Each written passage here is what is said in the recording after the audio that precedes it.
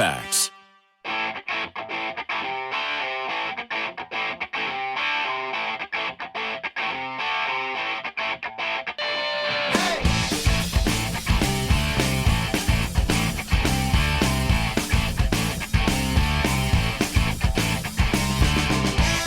Welcome to the Monday edition of the Todd Veinotte Show. I'm Dan Alstrand. Hope you had a fantastic weekend, and we are almost there, right?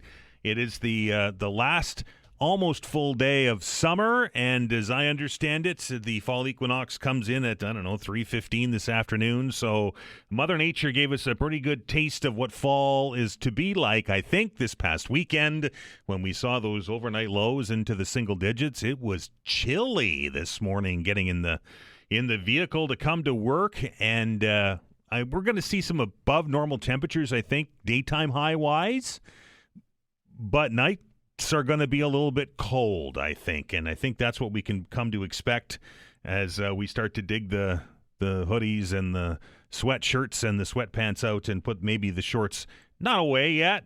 Yeah, I think it's too early to say that. I know we're going to have some fantastic weather through the last couple weeks of September and into October. We always have wonderful weather. It is the best time to be in the Maritimes. The Toronto Blue Jays. How about those Blue Jays, right? Clinching their playoff spot yesterday. And this might be something you want to discuss in the open hour, but I'm not a big fan of these locker room celebrations when you clinch a playoff spot. I get it. I know it's hard to do. I get it. I know it's not every team gets to do that, and it's good to celebrate as a squad and blow off some steam. But they clinched a playoff spot. That's really all that we accomplished. We haven't won the American League East yet. Excuse me. It must be Monday. We haven't won the American League East yet, and we've already had the champagne spray and the goggles on and everything else. Anyway, I just hope they don't lose focus, and we want to see the American League East crown and that banner hanging from the roof at the Rogers Center, and of course a long and deep playoff run, and you will hear the action here on 95.7 News Radio throughout the playoffs. It is Monday, and traditionally in this spot, it is, of course, time for Councillors on the Hot Seat. If you have a question for our pair of regional councillors, who I will introduce in a moment, the telephone lines are open. 902-405-6000 or 1-877-801-8255. Again, that's 1-877-801-8255 or 902-405-6000. I'm welcoming in the studio today, fresh with his sweater on because it was cold. It was. And that is District 16 Councillor Bedford, Wentworth, and that's Jean St. Amand. Jean, how are you? I'm doing well. How about you? This is a return engagement for you and I. Yes. Yeah, I wasn't sure whether or not you would wind up being here or whether Todd would wind up being back this morning. Well, you got the pleasure of my company. How's that? I'm delighted. And on the he says now, and on the other side of the table, well, at least on the phone on the other side of the table is our good friend from District 6, and that's Dartmouth East, Burnside, and that, of course, is Deputy Mayor Tony Mancini. Tony, how are you? I'm good, Dan. Good morning to you, Councillor St. Amand. Good morning to you also. Go Blue Jays. Go Blue Jays. I'm going to miss you in the studio because Tony and I have the same hairline. So it's always good to have a bald pair of heads in here on a Monday morning. Well, imagine all the money we save, too. Right. All we need is a face cloth in the morning. And I agree with you, about the champagne celebrations. I understand about celebrating, but I think the champagne maybe should come out at the pennant. We win the pennant and then the World Series. Other than that, from Dartmouth, I'm happy to send up to the Blue Jays 2 cases of the 9 locks, Dirty Blonde, but champagne needs to... 902-405-6000, 1-877-801-8255. The councillors here for the next hour to answer your questions. Big meeting coming up at council tomorrow night, and of course one of the items that's on the agenda is the ever ongoing saga that is Dartmouth Cove and infilling there. Tony, I'll start with you. I follow council pretty closely, and had to really watch real close last time you guys met a couple weeks ago about this deferral and on a deferral, and maybe you can lay it out for us why that happened 2 weeks ago and what we can expect today. Yeah, sure, Dan. I mean, this is Dartmouth Cove is in Councillor Austin's area in District 5. It's the area in behind Kings Wharf. There's an amazing trail system there. So there has been a company that was awarded a contract from the provincial government that's building the hospital to take the slate that's in the ground and deposit it. And best place to put that slate to neutralize it is in salt water. And they've done that at a number of different locations around the harbor. So the company wants to do it on a piece of land they own that's in that area. And my understanding is the rationale is that by doing it off of their land, they don't have to pay tipping fees. So there's other places in the harbor that you could dump it, but they would have to pay tipping fees, which would cut into their profit. So it came back to have some discussion. Staff had recommended we would defer doing anything about the Dartmouth Cove until the downtown business plan is completed, which is ongoing now, which also includes the harbor and the Dartmouth side, to wait until we do it all at the same time, as opposed to creating a bylaw to not allow the infilling. So Councillor Austin spoke to all of us at council and said, look, I really want to bring forward a bylaw similar to what we saw in the Northwest Arm. And so we deferred any discussion about it until staff could come back with a bylaw, which they'll present tomorrow. Staff are still recommending that we wait till the downtown business plan design is done. However, Councillor Austin is going to bring forward that bylaw motion. We are still going to wait if what happens, where's the federal government, because this is the harbor, which is the federal government responsibility. The province really hasn't weighed in other than waiting to see what we're going to do. So that's happening tomorrow. I don't know about Councillor St. Amand's inbox, but mine's been pretty full the last couple of weeks, and particularly over the weekend, For sure. of people opposed to the infilling of Dartmouth Cove. And just very quickly, infilling is not a bad idea, but has a purpose to it. I mean, Kings Wharf itself is infilling. Councillor St. Amand, we're in Bedford, there's infilling, and if we go forward with the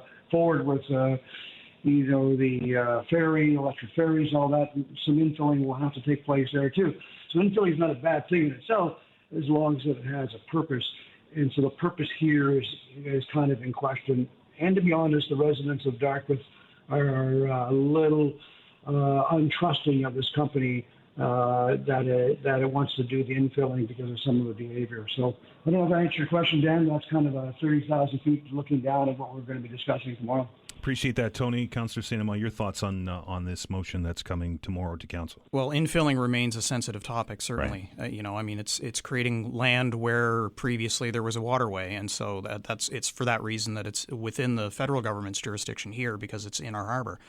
And I'm particularly mindful of the fact that whatever we do here may set precedent elsewhere as well. I mean, we've got potentially, as Deputy Mayor Mancini mentioned, with the ferry project coming to Bedford, there's the likelihood that some additional infilling will wind up being required in order to ensure that the land that the ferry terminal will be put on will meet the needs.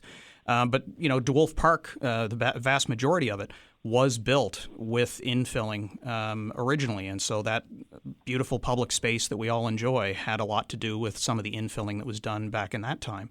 So there's a right way and a wrong way to go about it. Understanding what the considerations are from the residents, exactly what they're looking for from us.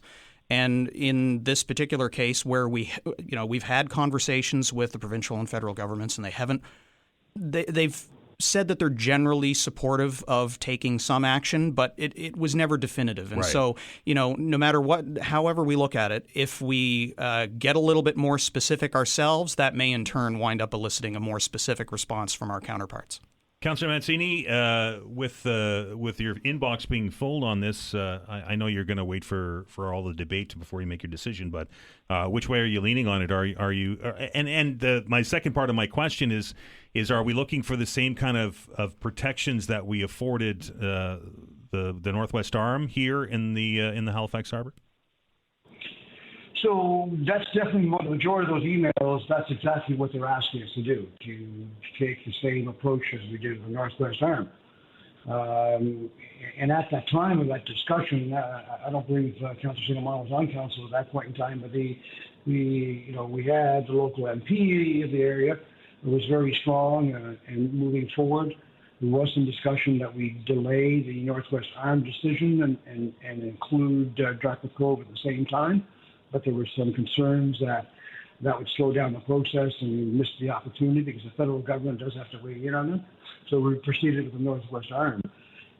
Where am I headed to it?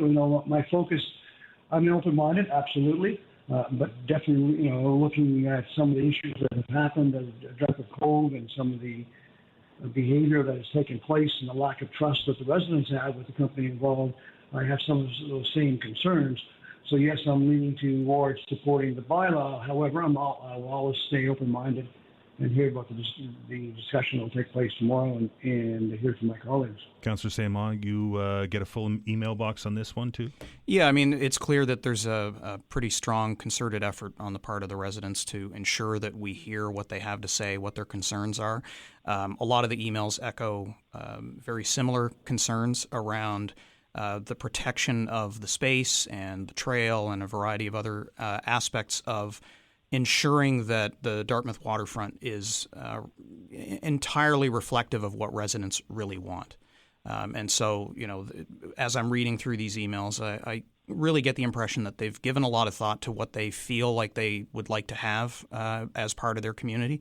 And so we have to be mindful of that. And so I'm really looking forward to the debate to hear what residents have to say, because I'm sure there will be some that will be present, and we'll hear from Councillor Austin on what he's been hearing, because, he's boots on the ground out there talking to the residents to find out a little bit more about what their concerns are and what, if any, measures can be taken to make them feel a little bit better about what's proposed. Before we go to the phones, I have one more question, and I'll start with you, Deputy Mayor Mancini. During the debate 2 weeks ago on this issue, the deferral of the deferral, as I call it, one of the councillors, and I forgive me to the councillor who rose it, I don't remember who it was, raised the question of conflict of interest because of campaign donations that some of the companies involved with this have been making to various politicians, including Mayor Fillmore. Your thoughts on conflicts of interest in situations like this? I know the city solicitor said that there was really no issue, but I'm curious as to what your thoughts are. Yeah, that was Councillor Morris that brought that forward, Dan. All the rules were followed. So the rules of the company that donated the campaign, they followed the rules. They didn't exceed allowable donation. In this case, Mayor Fillmore followed the rules and was allowed to accept those. But I think for some there's a perceived conflict because we're great debate, a lot of energy and effort of staff, and a lot of debate in the community over this, and so there is that perception that the mayor is being influenced. Look, we all can receive donations during our campaigns. Some people choose not to accept donations from developers, for example. Others do. Did this sway the mayor and will it sway the mayor in his voting? Only the mayor will know. But it's a perceived conflict. But legally there is no conflict, and so. It was a fair question. I think a little bit of an uncomfortable question, of course, because it was dealing with the mayor.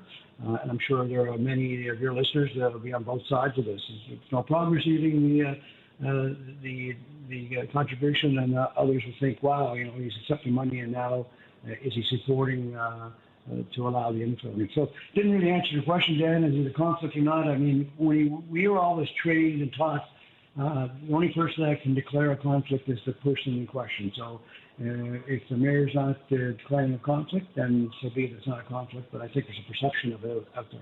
Councillor St. Well, I think the deputy mayor brings up a good point. I mean, perception versus reality is really what we're talking about, and perception is always a harder thing to measure. I mean, you're always going to have people that have this notion that if you accept money from party A versus party B, that it winds up swaying your decisions. I receive the vast majority of my donations for my campaign from my neighbors. It doesn't mean that I'm out there schlocking only things that wind up benefiting my neighbors. So there's an automatic perception that if you receive some money from a commercial or a person that has a commercial interest, that it in some way sways your decisions as a councillor, or deputy mayor or mayor. But that's not the reality of things on the ground. We're out here. We're on council because we care about our community, and our job is to weigh the different options that are in front of us and listen to residents and do what we feel is best. It's the judgment that we have that our residents have asked us to exercise on council. And I don't believe that our judgment is influenced in any way by the small donations that are permitted by law. We have very restrictive donation limits at the municipal level, and I don't believe that those dollar figures would ever sway your opinion one way or the other. 902-405-6000 or 1-877-801-8255. Councillors on the Hot Seat continues after the break. You're listening to The Todd Veinotte Show. I'm Dan Olstrand. We're back in minutes. Facts.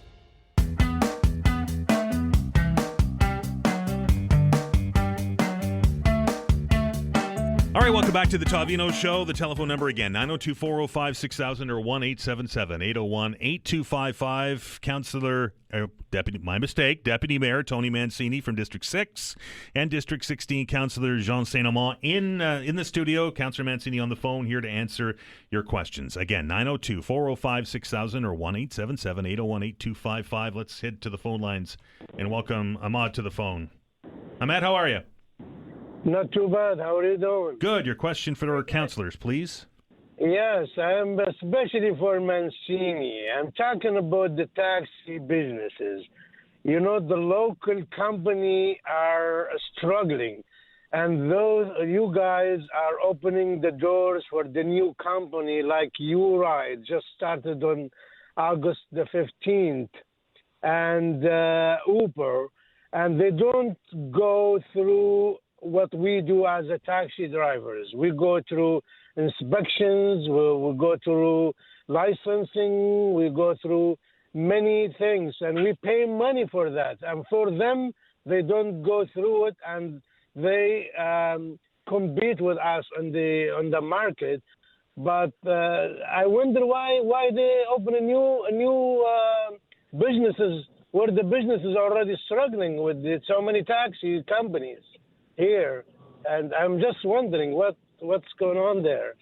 And I would like you guys as the show to bring somebody more informed about the taxi businesses and explain to us why do they open new companies and the local companies are suffering. All right, Amand, I promise we'll do our best to do that, but let's get responses from our councillors. We'll start with Deputy Mayor Mancini. Thanks very much, Amand, for your question. Well, first of all, opening up new business competition is not a bad thing.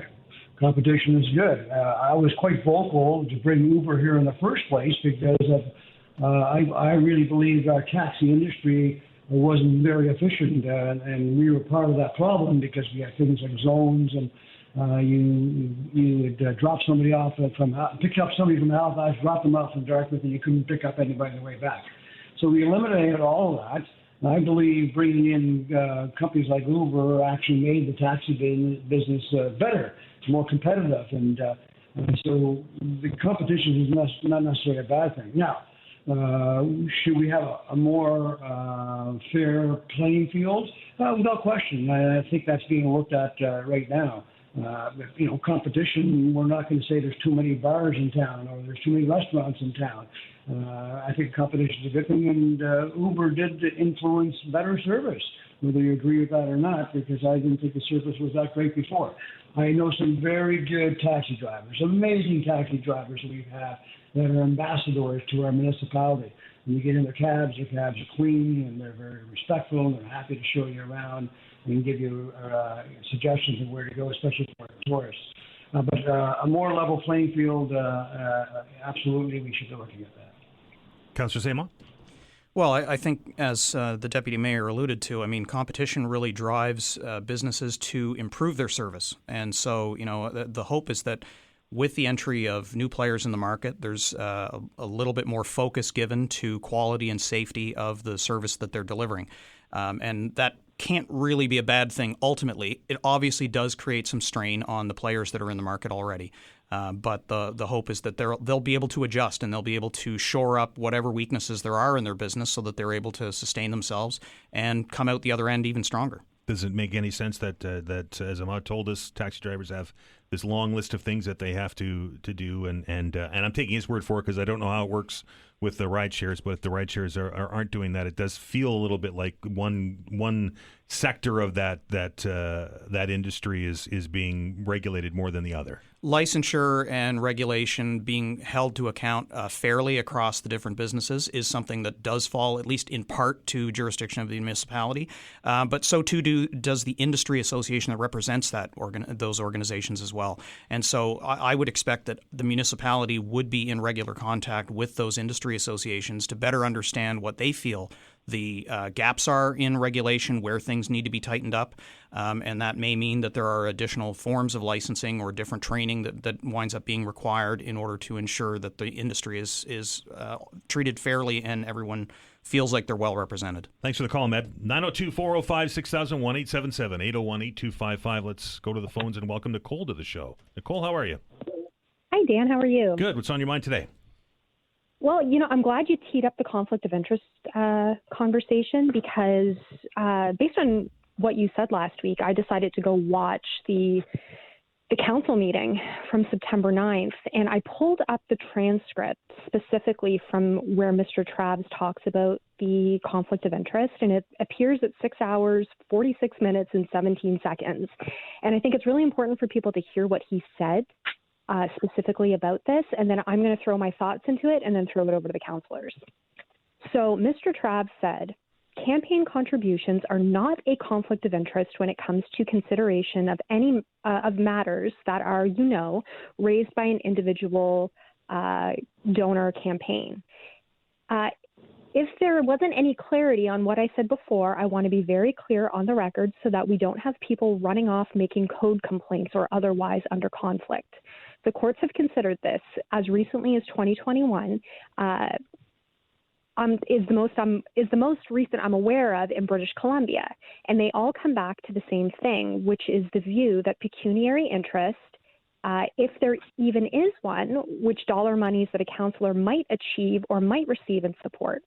As I said before, it's a public policy rationale for the support of elections, but it is so remote or significant that it cannot reasonably be regarded as likely to influence the member in relation to the matter. So campaign contributions that are made in accordance with campaign finance regulations or bylaws, such as what we have here, are not a problem in terms of, or should be a concern for you in terms of conflict of interest, in terms of that municipal conflict of interest. So if there is any uncertainty over that, let me put that to rest right now. So that's a blanket statement, and that's based on a BC precedent. And I spent the weekend trolling precedent libraries, and I can't find an equivalent Nova Scotia precedent. So since we live here and it's our Municipal Conflict Act, my concern is the fact that our Conflict Act states otherwise. Section 6 makes councillors personally responsible to disclose and step aside if they have a pecuniary interest. And Section 5 only exempts interests that are so remote or insignificant they couldn't reasonably influence you. Again, this is case by case, not a blanket rule. And Nova Scotia legislation specifically caps donations at $3,000. That is the maximum influence the law permits. So to call it insignificant feels problematic. And the legislature drew that line for a reason. And then Section 13 goes even further and says if councillors vote while in conflict, their decisions are voidable in the courts for 2 years. And I think that's a really important thing right now, because it sounds like we're playing chicken with the courts when it comes to this conflict of interest.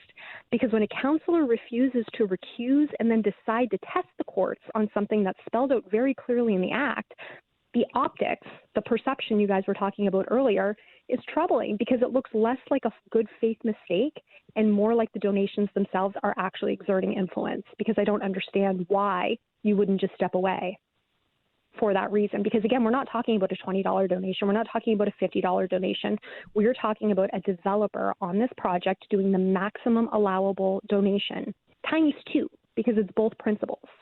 So if the law is meant to protect the public trust, then maximum developer contributions tied to a live project like Dartmouth Cove strikes at the very heart of a conflict of interest around pecuniary interest. Nicole, We're up against the break. So what I'm gonna do is I'm gonna put you on hold, and then we'll take the break, and then I'll allow the councillors to respond. Does that sound fair? That's fantastic. Thank you, Dan. All right, we're going to take a break. The Councillors on the Hot Seat continues on the other side. You're listening to the Todd Veinotte Show. I'm Dan Alstrand. We're back in minutes. All right, welcome back. This is Councillors on the Hot Seat. The number is 902-405-6000 or 1-877-801-8255. And Nicole asked some pretty serious questions there before the break, and we do take those calls a lot here on the program about conflicts and donations. So thank you for raising those questions, Nicole. I'm gonna offer the councillors a chance to respond to that first bunch there before we move any further, if that's all right. And I'll start with Councillor St. Amand in the studio. Well, thank you for the question, Nicole. I mean, you're right on the money in asking whether or not there's local precedents, first of all, and I'd really like to ensure that we're open and honest with the public at all levels of government, and the municipality is no different. It's incumbent on anyone on council to declare a conflict, and that conflict doesn't have to necessarily only be a real conflict. It can be a perceived conflict as well, just to ensure that you're entirely transparent and you pull yourself out of any possible perception that there would be a reason for you to vote one way or the other, even if it didn't have an influence on your vote. And the public will be the arbiters of whether or not we're truly in conflict. But we have to make that assertion ourselves. That's why we're asked that at the top of every meeting, and it's up to us to make those declarations. We'll still be held to account by the public if they see that there's a reason to believe that there's a conflict. I would expect that the public should call us out on that. And I think that's the reason that Councillor Morse brought it up, was because she had heard from residents asking those same types of questions. We've heard those questions asked on this show. And it comes down to that difference between whether there actually is a conflict versus the perception, and making the decision in the moment as to whether or not to pull yourself out of that decision-making process. Deputy Mayor Mancini.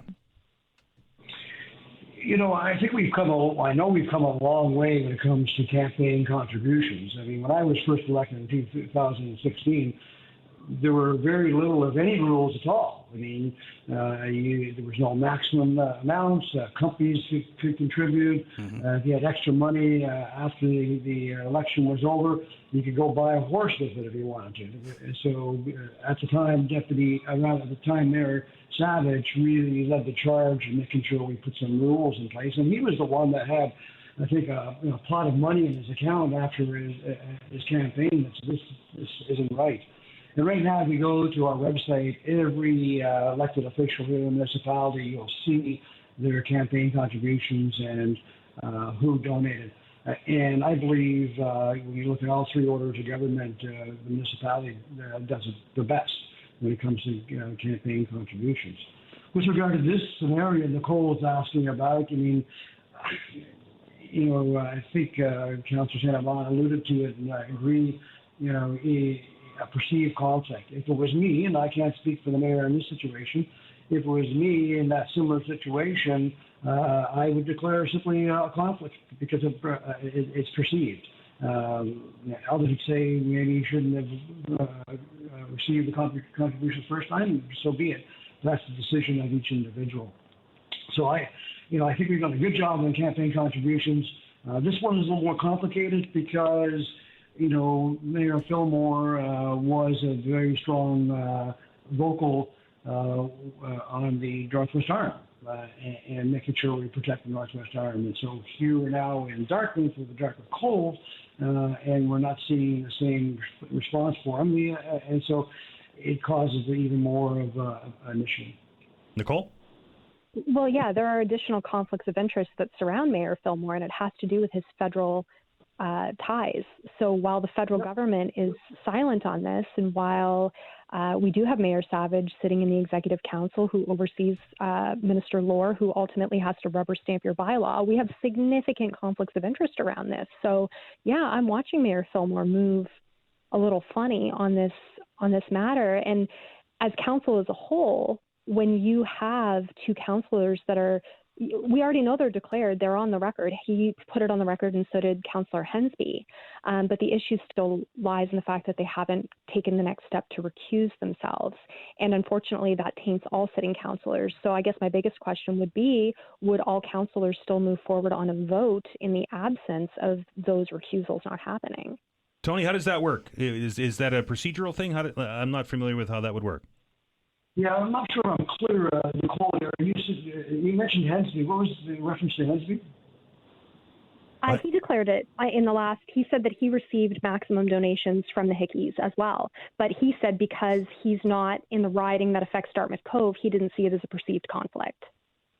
That's on the record. Right. That's in the transcripts of the last meeting. I saw that happen. Yeah.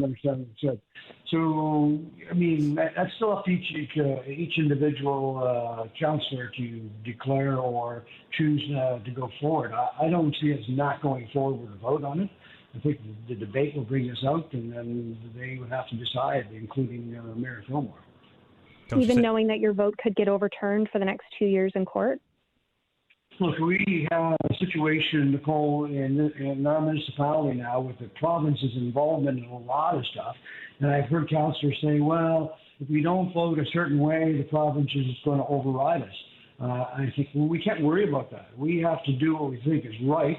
If it gets overridden in a court of law, or if it gets overridden by the province, so be it. We as councillors need to make the decision based on what we think is right. And if it goes down that path, it goes down that path. Absolutely. And that's the deeper conflict of interest that I'm talking about between Mayor Fillmore and Mayor Savage and the province, and that fear of being overridden. And I think as long as everything's documented and it's out in the open, I mean, we just watched Mayor Houston walk back the superpowers. So they're paying attention to something. There's an optic they are concerned about. And I think as long as everything's on the record and it can't be disputed because it's on the record, that is the safeguard for council.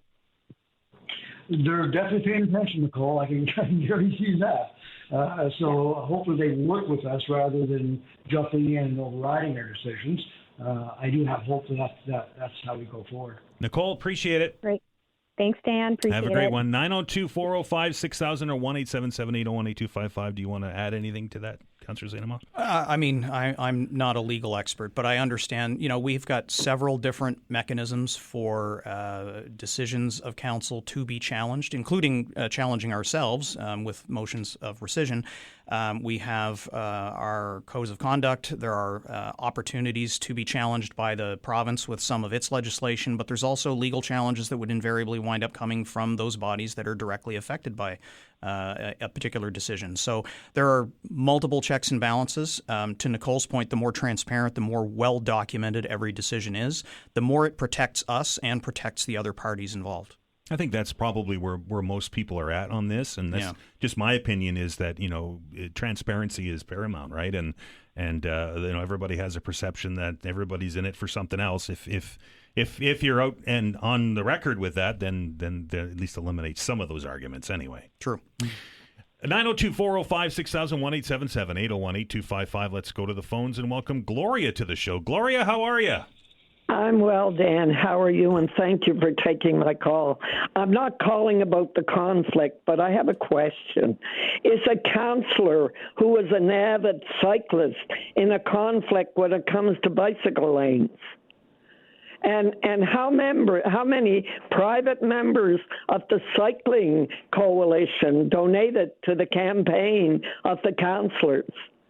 That's my question. They can answer that later. Sure. But my question today is on the deed transfer tax. Right.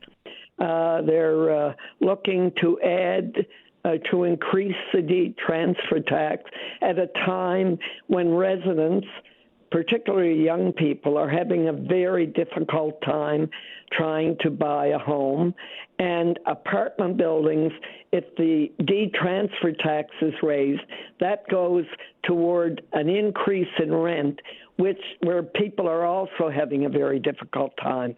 It's interesting that Sam Austin put forward this motion, the councillor who just moved and got it approved, $676,000 to physically change or to make changes to Slater Street for bicycle lanes.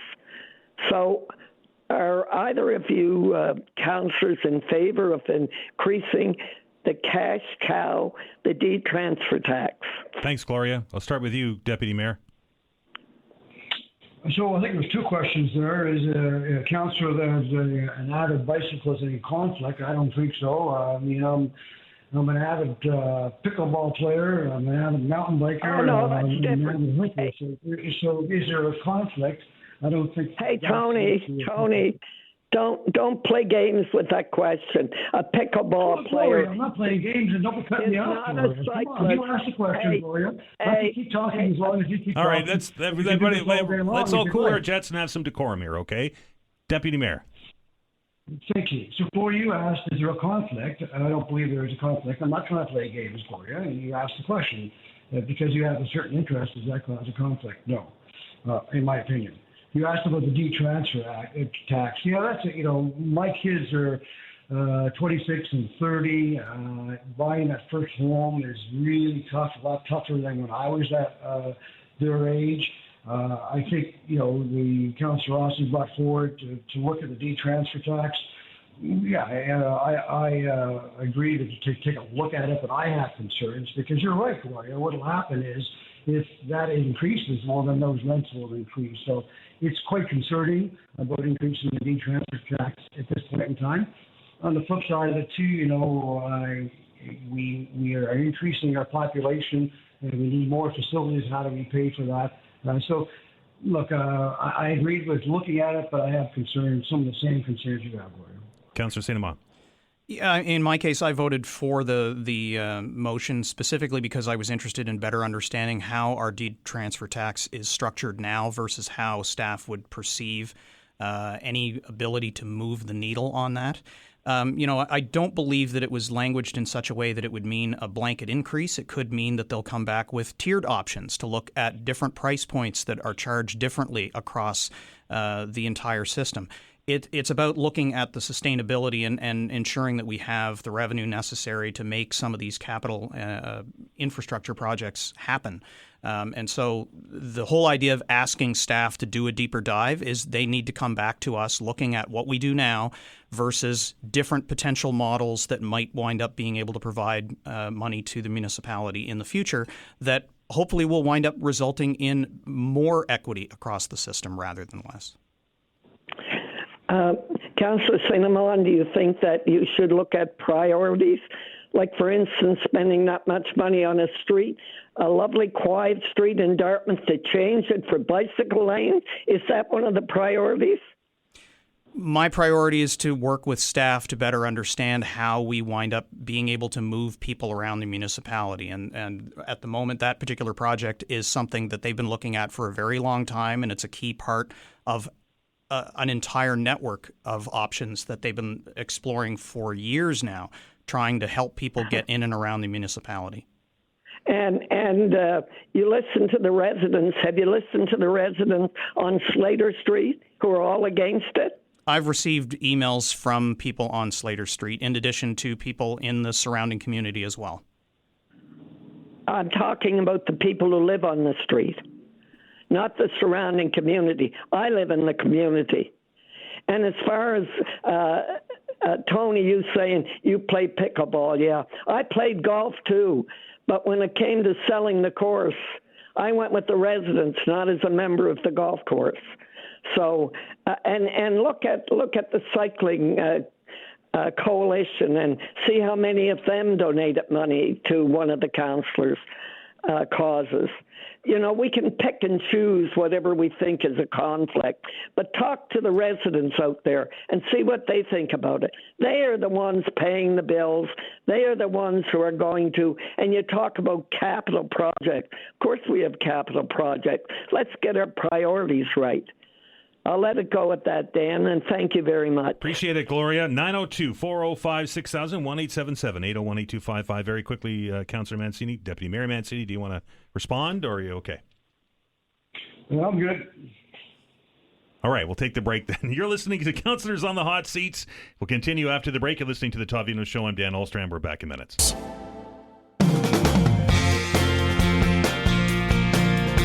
All right, Just a few minutes left in this edition of Councillors on the Hot Seat, so let's get right to the phones. If you're just joining us, Deputy Mayor Tony Mancini is on the phone with us, and Bedford and Wentworth, District 16, Councillor Jean St is in the studio. Let us go to Kevin, who's been holding for a long time.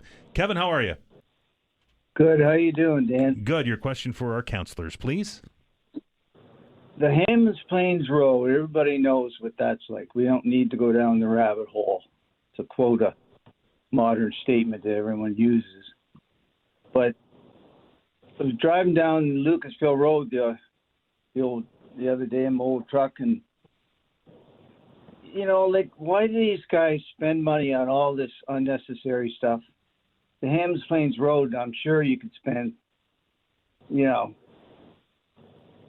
all kinds of money on that. You could throw it forever at the Hammonds Plains Road. It's backed up all the time. It's just, I don't know what you guys got planned for there, but I see you got money to put 3 colored flags painted on the road there. I mean, is that like a no-brainer? Like, Can you explain, like, we need Gloria around again, I think, to keep you guys from spending money that unnecessarily. So I'm not familiar. Councillor Sam, are you familiar with the flags? Kevin, can you explain what flags you're talking about? I don't know where you're going with it. A brand new 3-colored flag. Like, there's so many different colored flags around now. Well, like a city flag, or like, I don't know what you're talking about. No. Sorry to interrupt you, Dan. It's a pride flag. Oh, okay. Understood. 3 colors. Yep. Now I noticed they got all kinds of money for painting this kind of stuff. As a taxpayer, like, what would it cost to do that? You guys should know. Deputy Mayor?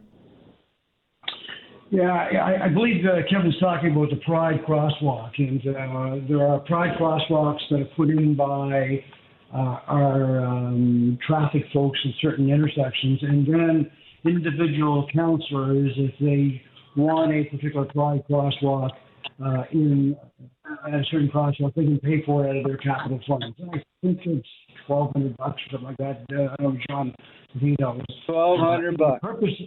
The purpose of it is just to show that we're we're a welcoming community to the LGBTQ community. That's the rationale on it. Councillor St. So, like, how many of those there are painted all over the city? That's a lot of money. Now, times are tough. People, seniors, like, you listen to Gloria, seniors are having a hard time. You got people living in tents. You got veterans out in the streets, but you got money for that. Like, you guys got to give your heads a shake. Oh, well, hey, Kevin, how about you give your head a shake? How dare you being so disrespectful? Oh, don't start that. No, Kevin, you can debate things if you want, but be respectful. All right, everybody, let's again, Councillor Mancini, Deputy Mayor. Hang on, hang on, everybody. You can go and hold hands and go off. Let's have a little bit of, and this is you too, Deputy Mayor. Let's have a little bit of respect here, right? Yelling and screaming is not going to. So that's disrespectful. All right, everybody, take a breath. Right, yelling and screaming it's not going to accomplish anything, right? I agree, Dan. Let's go back to the phones. Let's welcome Ryan to the show. Ryan, how are you? Not too bad, Dan. How are you this morning? Oh, okay. What's on your mind? Okay, so I have, back in May, I took up selling roses downtown in the middle of the night during the nightlife, like Roy Livingston used to do. Sorry, can you repeat that again, Ryan? I'm sorry to hear you. Oh, sorry. Back in May, I took up selling roses downtown like Roy Livingston used to do. Okay.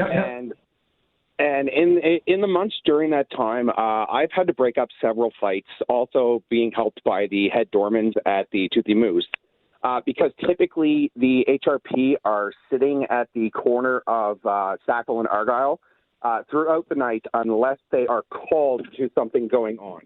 Now, since September 14th, including myself, 4 people have been maced downtown, and I have not heard a single word about this in the media. I am curious what council is prepared to do to ensure proactive control and public safety downtown, whether that means directing resources to the police commission, extra funding extra patrols, or holding HRP accountable, because I am getting sick of being at Pizza Corner at 4 o'clock in the morning, having a fight break out with like 10 to 15 people, and HRP is down the street still at Argyle and Sackville. Good question, Ryan. I appreciate it. Going to put you on hold. Okay, we're almost out of time. I'll start with you, Deputy Mayor. Yeah, so I'm not sure about clear, Ryan. You're speaking to two councillors, Councillor Amand and I, are both strong supporters of our first responders, whether they're fires and particularly police. I sit on the board of the police commission, and I've advocated every year to increase the number of police officers, and there's been opposition to that over the years, and recently we've seen more support. Happy to announce that this next group of cadets, typically we only have the maximum we can put in is 20 cadets at a time because of the building itself. They do the training, but this time the chief said they're going to change somewhat of the infrastructure to allow for more cadets. So the next class is going to have 40 police officers. So we do need more police officers. There are those who don't believe that, but I truly do. Public safety is really important. There's a lot of things that happen that may not be disclosed. It may not get picked up by the media, Ryan, like you talked about the mace not happening. But these are things we can ask of the Board of Police Commission. And we just recently had their crime stats showing that there are some areas that crime has gone up and other areas have gone down. So I'm not sure that really answers the question, but I do support an increase of police officers for not only the downtown, but across our municipality. All right, we've only got about a minute left. Councillor St. Amand, you'll have the final word. Well, I can't speak for what goes on downtown, but I am in regular contact with the division commander for my area, and I routinely ask, hey, so what can you tell me about what's going on in our community that I should be aware of? And those are pretty regular conversations, and I would expect that the councillors that represent the downtown districts probably have similar conversations with their counterparts. I would strongly advocate for any additional supports that we can provide to public safety through police, but also through the other agencies that we work with, homelessness and housing, and the new mental health pilot program that we're running. Those are all things that we can do to try to bring temperatures down and ensure that people feel safe in their communities, and that includes the downtown. Out of time. I appreciate yours, Councillor St. Amand. Very quickly, you had something going on in Bedford this weekend. Yeah, well, I just wanted to make sure that the public was aware that the Sackville Kinsmen and Kinettes have been doing a series of food drives to support families that are suffering from difficulties getting food. And so one of the next that they are going to do is this coming weekend on Saturday, September 28th from 9 to 4. They are going to be at the Bedford Lions Food Pantry accepting donations on behalf of the Bedford Lions to resupply their food pantry. So dry goods, dry foods, packaged goods, that kind of thing. They'll be there all day to be able to accept those items, and I'll be there to support. Deputy Mayor, very quickly, anything going on? On Thursday, September the 25th, 3 o'clock is our annual bike ride from Graham's Grove to Shibby Park and back again, just to celebrate healthy, active living. So hopefully folks will come out. Dan, if you want to park your big truck and get your bike buddy, you can come join us. Appreciate that, Tony. That's going to do it for this edition of Councillors on the Hot Seat. My thanks to our two councillors. Don't forget, the open hour continues after the break, and a little teaser, I've got an update on Todd coming up here. So I hope that you stick around for that. You're listening to The Todd Veinotte Show. I'm Dan Alstrand. We're back in a minute. Halifax.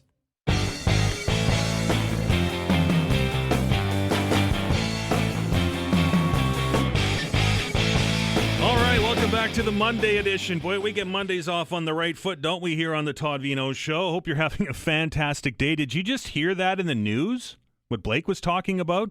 The province has issued its first update on the 2025-26 budget, and it's reporting a significantly higher deficit than it had even planned.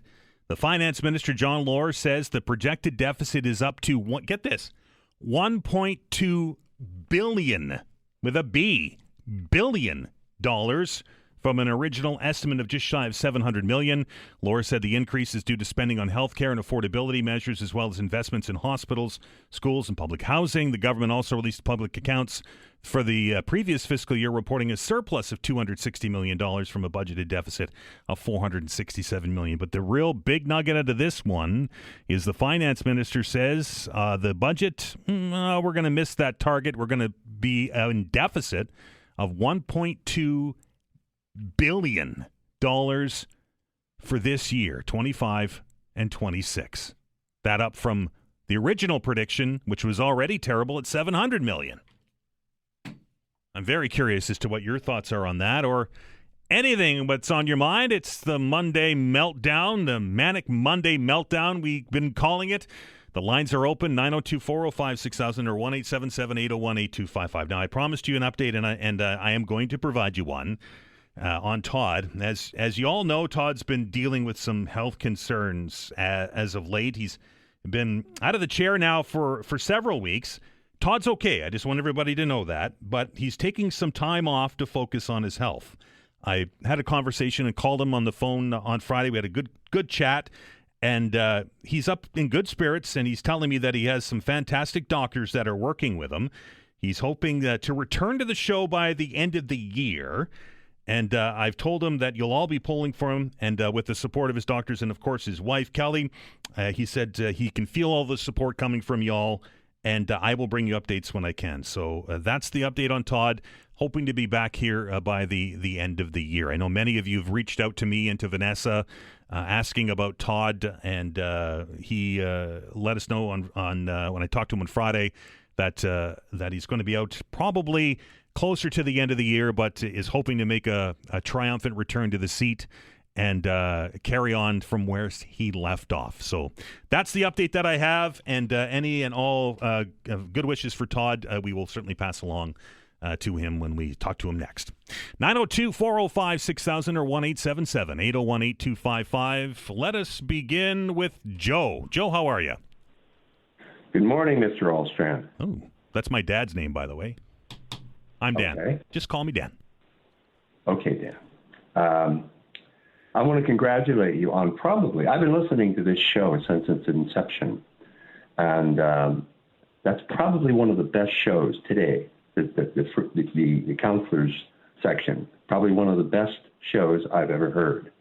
And the Councillors on the hot seat, I always sort of thought it was kind of banal and yawn and, turn the radio off and go wash my hair. I don't have much hair anyway. But today, that's what putting Councillors on the hot seat is about.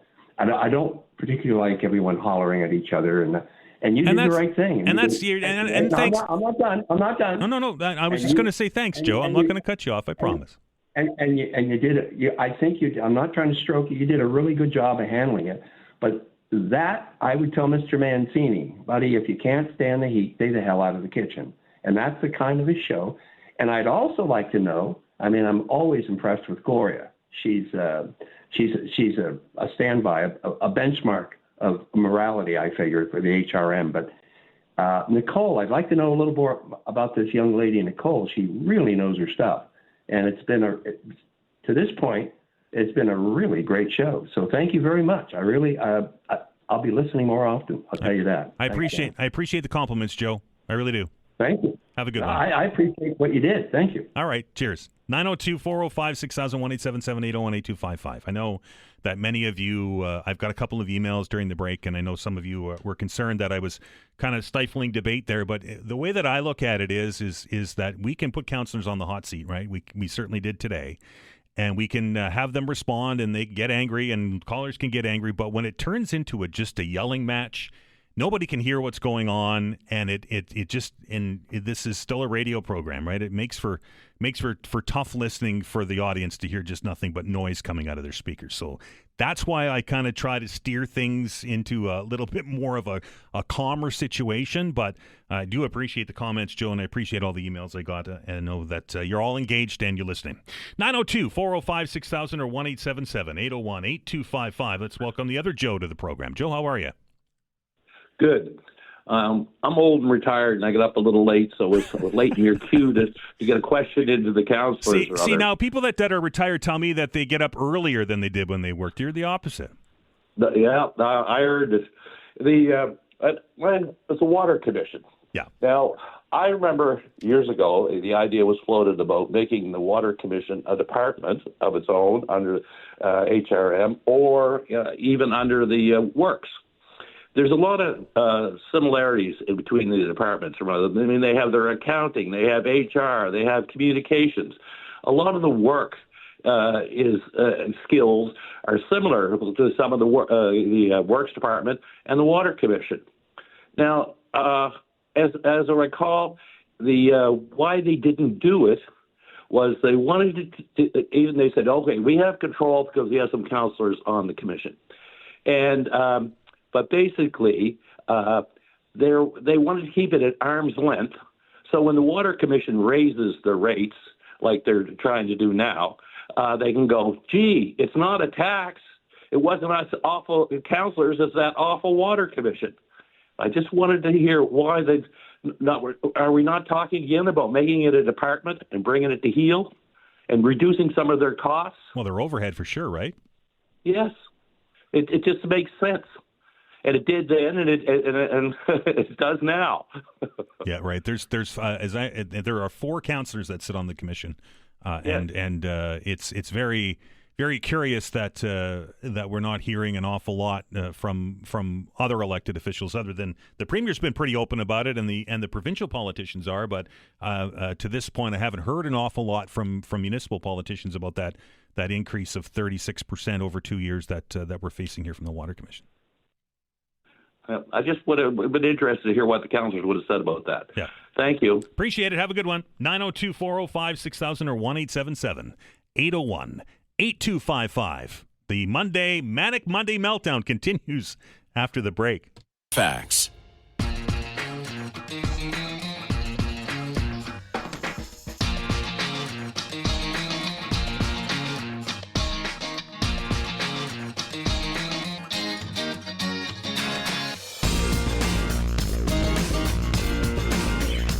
Welcome back.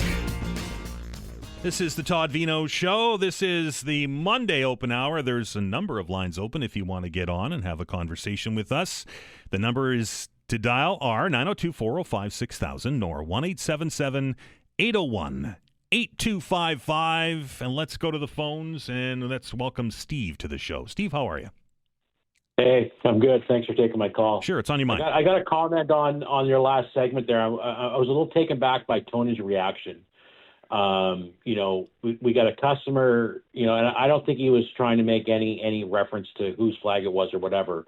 All he was questioning was, we got to make priorities and we got to make choices. And sure, $1,200 may not seem like a lot when you're painting one sidewalk, whatever color it is. However, when you're collectively doing that throughout the whole municipality, that adds up to a lot of money. So when we have other conflicting priorities, I think the caller was just, pointing out is, hey, what are our priorities and is there a better place to spend the money, right? And then as far as Gloria goes, I got to say, I think that, for the most part, on the council since she left, a lot of the common sense has gone right out the window with her. She comes on here and challenges these guys and is very smart.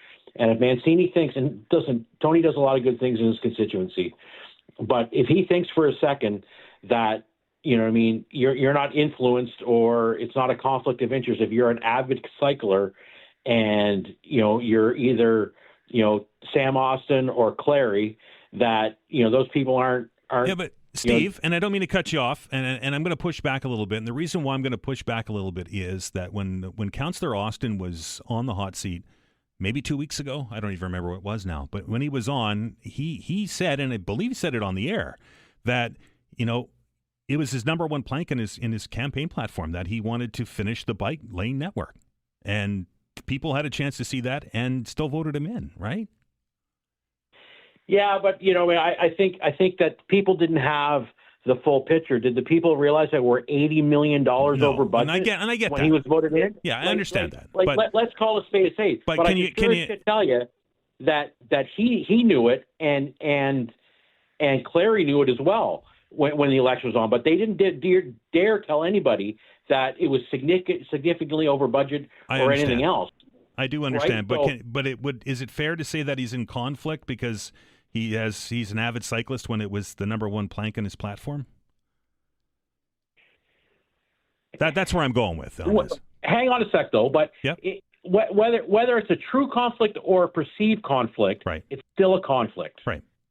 Right. So at the end of the day, right, like, listen, and I got into with Clary a while ago. If you look at the amount, and I use PEI as an example. Sure. Right. The whole island of PEI has a population of less than 200,000 people. Right. So in HRM, we currently have a population of just over 500,000, just in HRM.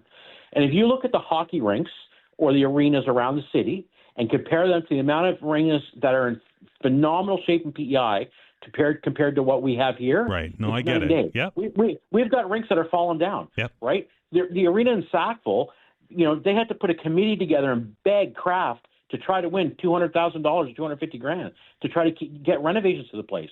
The boards aren't safe. There's all kinds of stuff going on out there. And, we can have a debate whether it's private or not private or city-owned or whatever. At the end of the day, if you look at the amount, if you use each use of each person that uses those rinks throughout all of HRM collectively, we're talking about millions and millions and millions of uses every year, right? Every time a family of four walks through that rink, those doors, there's 4 uses. Right? No, I get it, and ice time's really hard to get. And ice time's tough to get. I've heard all the stories. Yeah, right. Are we getting millions and millions of people using bike lanes? And the thing is, with the bike lanes, it's and we have to invest in active transportation. Not disputing that, but they say, oh well, they do this in Europe, and they do this in this place, and they do this in this place. We got to remember, we are a completely different culture. So unless we're willing to have significant culture change within the way we operate, the way we live our lifestyles, everything else, we're not going to get the use out of bike lanes that they do in other places. Just not going to happen unless we have a significant change in the way that people live and it's in everything they do, how cities are built, congestion, density. In HRM, we've got people spread from, Mount Uniac to Ecum-Secum to Enfield. It's enormous, right? Yeah. So, we're not, you can't compare us to some city in Europe. It just doesn't make sense. But to your culture point, Steve, the argument is, and we've heard it here many times, is that if we don't build this network, then we can't change the culture. Yeah, I think that people are watching too much baseball movies, and it's a cliche, right? It's if you look at where how we're built and how we're spread out, those cities where that is all cities that are very good at it, that are newer cities, were designed in such a way that it's very easy to do. And they don't have the hills that we have, right? They don't have the hills they have. They're not spread out.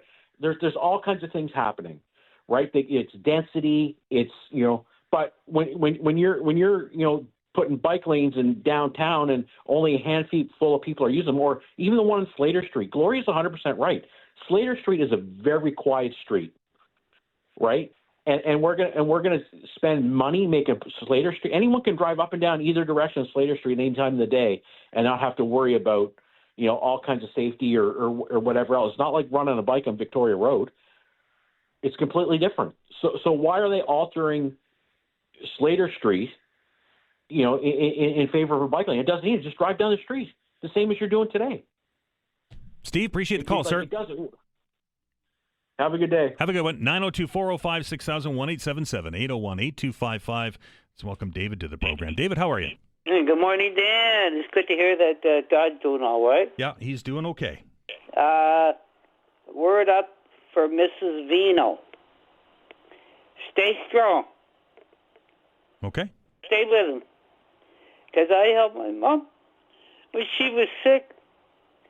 She had cancer. And I stayed with her till she died. So you got to be strong, girl. You stay with him. All right, David. Hey, I appreciate the call. And everybody's listening. You betcha. And we're all thinking All of right. them, right? Thank you. Bye-bye. Thanks, David. Cheers. 902-405-6000, 1-877-801-8255.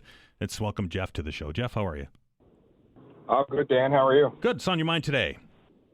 Well, I was hoping to catch the councillors, but I missed them. I guess my question is, when this grand, awesome, state-of-the-art, best bike lane system ever is completed, are they going to be limited to just traveling those bike lanes, or are they going to have access to every other road? I think they do have access to it. I think it's under the Motor Vehicle Act, if I'm correct. Yeah, so if that's the case, then why are we wasting money on bike lanes if they can drive anywhere they like anyway? Well, the argument is that a lot of people won't want to ride their bicycles, particularly in downtown Halifax, without having some sort of protection from traffic.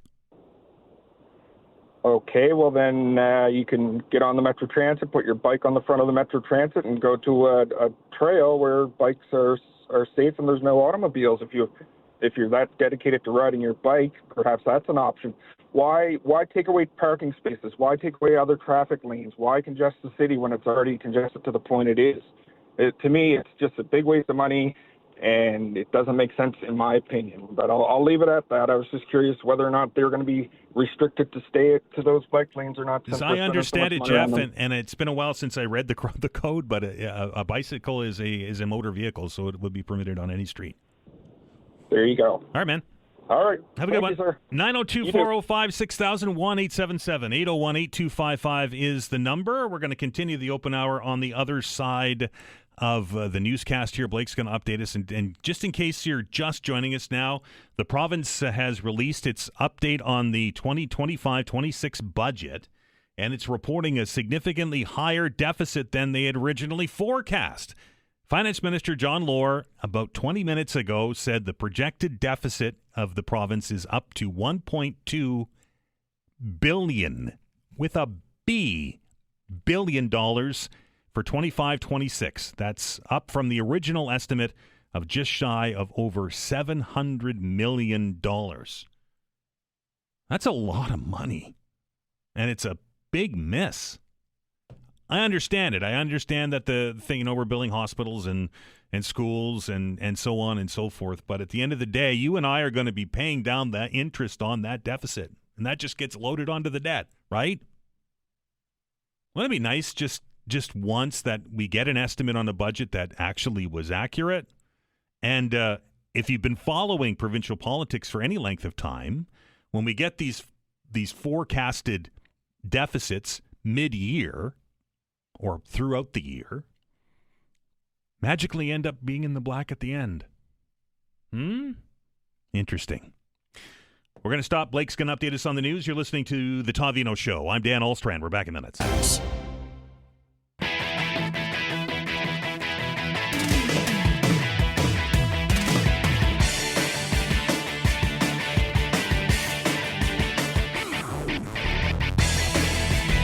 Welcome back. It's the Manic Monday Meltdown. I've renamed it. The open hour here on the Todd Veinotte Show. The number is 902-405-6000 or 1-877-801-8255. There's a number of lines open if you'd like to get on and say your piece. This is your opportunity. Again, 902-405-6000 or 1-877-801-8255. Let's welcome Len to the program. Len, how are you? Not too bad, and yourself? I'm good. What's on your mind today? Well, I heard of one person phone up this morning, and he wanted to know what the price was of the city painting all these gay pride flags all over the place on streets and intersections and on sidewalks. Mm-hmm. And no, neither one of them could answer that. $1,200. They did so. He said it was $1,200. Well, to me, whatever it is, it's a waste of money because number one is, I'm not talking now. What I say here is not that I'm against gay parades and of those people. They can live their own lives, and that's their choice. I have nothing against them. But we're not a gay city here. And if you're going to be what does that mean? These kind of things Len, all over the hang city, on, Len. Len, what does that mean? Would that not make us a gay side pretty city? I don't. What?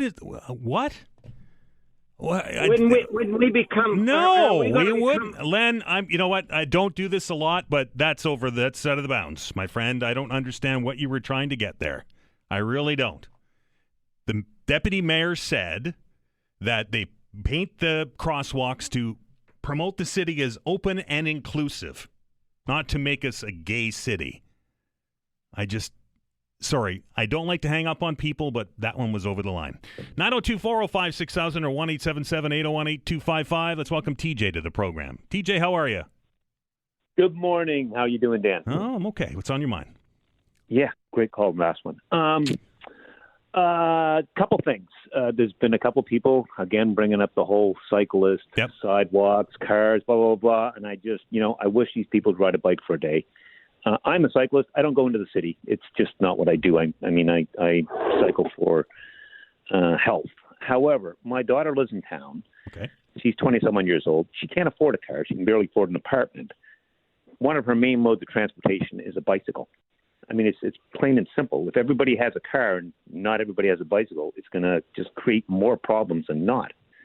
So I just don't understand why there's just so many people who are dead set against it. TJ, can I ask you very quickly? You said you're a cyclist, right? And I like to get cyclist perspective on things because, to be honest, we don't get a lot of that. You said you don't ride in the city. If there was a protected network of lanes, would you consider it, or would you just stay away anyway? No, absolutely. I mean, I have a lot of relatives living in Victoria. Yeah. That place is amazing. I mean, they don't mix the cycling lanes with the cars. They're completely separate. And I don't know if it's even humanly possible to do it in Halifax. But when the streets are so skinny here, right? Well, not just that, but I mean, they put their lanes right through parks and everything, so they're not mixing. They just choose a whole different route, and that would probably alleviate half the people phoning saying they're taking up parking spaces and this and that. We need dedicated cycle lanes. And since you're on the topic, there's some sidewalks in Halifax that are huge. And I don't understand why they can't be both a walking lane and a cycling lane. I think, and I'm going back in my memory, and it's not as good as it used to be. But I think it might even been Councillor Cleary who addressed that, saying that there are rules about shared sidewalks and bike lanes, and there are a few that would fit here, but not many. Yeah, and you're probably right. I think we just have to start thinking outside the box a bit. However, I think the focus should still be on, yes, we need cycling lanes, and yes, we need parking spots and cars, but don't eliminate one for the other. The other side of my call, and I'll make this quick, and this is going to probably make me very unpopular, is Gloria, who keeps phoning in as an excellent ex-counselor. But she is an ex-counselor, and we have a new group that are in that need to struggle through, make their own mistakes, yada, yada, yada. It's kind of like all the prime ministers trying to tell the new prime minister how to run a country. I think it's time either she step back into the limelight and get heavily involved, or lighten up a bit. Stop being so hard on who we elected, and this is what we got. We have to live with it, whether we like it or not. TJ, appreciate it. Anyways. Yep. Have a good one. And I'm going to push back a little bit on TJ's last comment. I'm going to suggest that it would be nice, and I understand where he's coming from, and it is in different forms of government, it is considered almost inappropriate for a former prime minister to comment on the current goings on. But at the municipal level, Gloria is very involved in her community. Right? She's very plugged into what's going on. People still talk to her because of her connection to Dartmouth. And I would like and challenge people to be as active as Gloria is in their neighborhoods. Because if we have more people like Gloria that are engaged, then that holds the city council to account, right? Sometimes I think that we the bike lane issue aside, people are just like, whatever, right? My taxes going up. That's really it. But I think if you are and have an active citizenry, then we have exchanges with councillors like we saw today where obviously some of it went a little bit sideways, but there was some good, hard questions asked. Just saying. 902-405-6000, 1-877-801-8255. Let's welcome Dan to the program. Dan, how are you? Hi, Dan. Hi. The Pizza Corner. Yeah. I think the last caller in the was asking about that, and the emphasis of the answer seemed to be, more officers are being trained. But I think what he was getting at was that could the car that always seems to be at Sackville and Argyle, could they shuttle back and forth between Pizza Corner and, because that Pizza Corner, there's something about that. Well, it's a gathering spot, right? And it always has been. I mean, that's why it's there, right? Yeah, but it just seems, generations of fighters seems to have... it's been going on there a long time, that's for sure. Cut their teeth at that corner there. Yeah, absolutely. I'm wondering, would it be possible for a car to shuttle back and forth, or maybe just a uniformed officer or two to be standing there? Or take a walk, right? Like take a walk down Argyle Street or up to Pizza Corner or wherever and just have a visible presence. Yeah, maybe just two officers should be there, like starting, I don't know what time the fights normally happen there. I would imagine near closing time. Yeah, they should be, you wouldn't have to wait for a new crop of officers. Just it must be possible to cover that spot there. Well, I'll tell you what, Dan, we'll reach out to HRP and see if we can bring somebody onto the show can explain the strategy for dealing with violence on those nights down at on Argyle Street, because it's the HRP has a program that they run every September when the kids come back to school where they increase their presence. And according to that caller and to others, it doesn't seem to be having much of an impact. So I'll do what I can to see if I can get somebody on here to answer your question. Okay, great, Dan. Appreciate it. All right. 902-405-6000 or 1-877-801-8255. Lots of lines open if you'd like to get on and get your thoughts on the topics of the day out. I would appreciate that. A couple of emails came in through the last hour or so. It says, hey, Dan, who in their right mind would want to be a city councillor and subjected to the abuse that some people throw at them? And that includes callers like Gloria. She sounds more like a bully than the responsible person some claim that she is. And that comes from Lawrence. Elsewhere, where are we here? Don sends me, and I haven't tested Don's math, so if it's inaccurate, you can blame him, not me. It says, Dan, to put the government's deficit in perhaps a clearer perspective, the deficit equal to $1,000 now for every man, woman, and child. Not the debt, the deficit for every man, woman, and child in Nova Scotia. He says that makes it sound a whole lot scarier, Don. I think you are 100% correct in it being scary sounding. We're going to take another break here on the program. When we come back, the open hour continues. You're listening to The Todd Veinotte Show. I'm Dan Olstrand. We're back in minutes.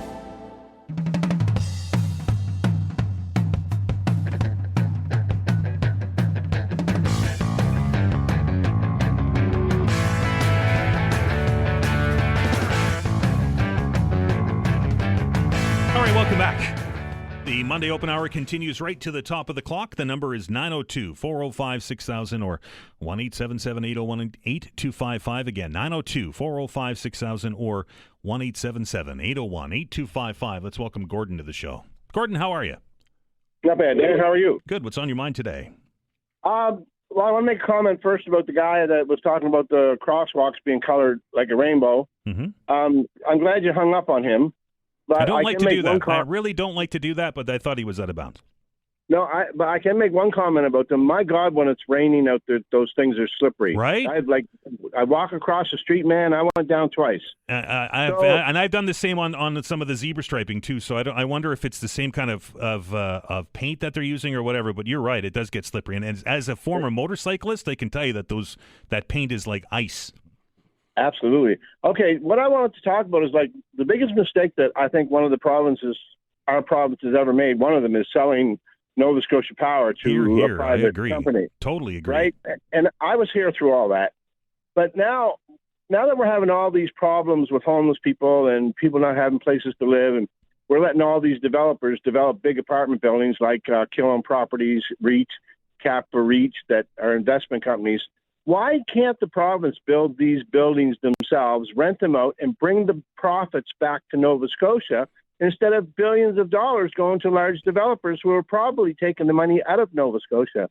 Well, sorry, Gordon. It's something that I've raised and talked about before, and we know that the province doesn't necessarily want to get into into the landlord business, but I think the only way that we're ever going to solve the affordability crisis in this market is to have everybody's rent based on what they make, not on what a developer or a landlord thinks is appropriate for a quote unquote affordable home.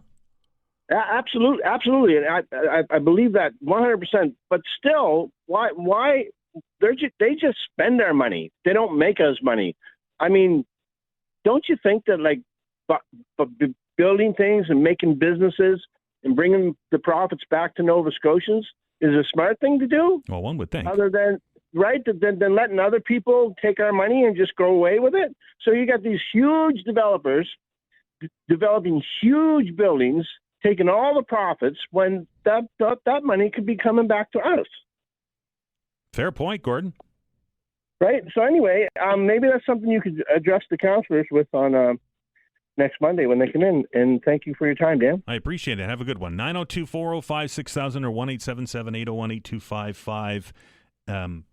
I get the need for the amount of tax that gets paid on those sites. Right. There's an awful lot of municipal taxes that get paid and so on and so forth. And I will say, to Gordon's point, that there are a number, and I'm looking at a couple of developments right now that are being built by Nova Scotia, in fact, HRM developers, right? There are some homegrown ones here as well. So there's that. But I've often said, and I just can't see a better path forward if we're going to continue to see people that can't afford to live in HRM, that we have to really address what affordable means. Because what is affordable to me might not be affordable to you, or what's affordable to you might not be affordable to me. Everybody's situation is different, right? Some people have dual income. Some people have kids. Some people are single families. Some people are one parent, one kid. And I don't know how they do that, to be honest. I really don't. And I just my heart bleeds for those people, because in today's world, it yes, that was my phone. Number one rule of radio, Dan, turn your phone off when you come in the studio. Used to have a sign in here, and I don't even follow my own rules. Anyway, but I really don't know how a single parent with a couple of kids or a teenager at home is able to function. I really just don't. So if we're gonna continue down this densification route, which it appears seems to be the order of the day, and we're gonna build these high-rise buildings, and we're gonna put the onus of building housing onto private companies, be it developers, be it landlords, whatever, we can't let them set the affordable price. Because if we don't set the affordable rental price to the situation of the tenant, are we ever going to get out of this? And I know that the developers and the commercial people will tell you, yeah, Dan, I know, but we're in the business to make money, right? We have costs, and we have, we've calculated out so that we can pay our mortgages and taxes and water bills, and I understand, and I really do understand that. But when we have rules in place in the city that you have to, if you're going to build a tower or you're going to build an apartment complex, and you're going to have to set aside X amount of units as affordable, and I'm putting air quotes around affordable, but you get to set that price. So again, and I'll go back to it again, what is affordable for one person isn't for another. I know the province doesn't want to get into social housing, for lack of a better term. I know they don't want to get into building tracts and tracts of houses and having to administer them and be the landlord and all of the red tape and paperwork and headaches, to be quite honest, that comes along with it. But if we're going to do this, isn't that the way to do it? 902-405-6000, 1-877-801-8255. We've got about 5 minutes left in wide open lines if you want to get on very quickly. A couple of emails to pass along to you. This one comes to us today from the McNeils, and it reads, I'm totally disappointed in Tony Mancini today. He certainly had an option to answer the question from the man who called about the colored signs civilly. holding a position, and then in brackets it says deputy mayor, as he does, and by answering the way he did, he lowered himself to below that of the caller. I am very surprised to see that he didn't apologize and explain his reaction at the end of the show. Instead, he's talking about a bicycle event. He certainly had lots of time to reconsider his retort and make amends to the listening audience and constituents. I'm not saying that council can't get upset, but they have to be more professional than today's yelling event. Presentation of self is certainly an art, but may often turn into a disaster. Today, we did not see the art. And then it goes on to say, Dan, thank you very much for the way that you handled the situation. And that comes to us from the McNeils. Where else have we got here? Another email that says, oh, no, that's not an email to read, Dan. This is what happens when you do live radio and you grab the wrong thing.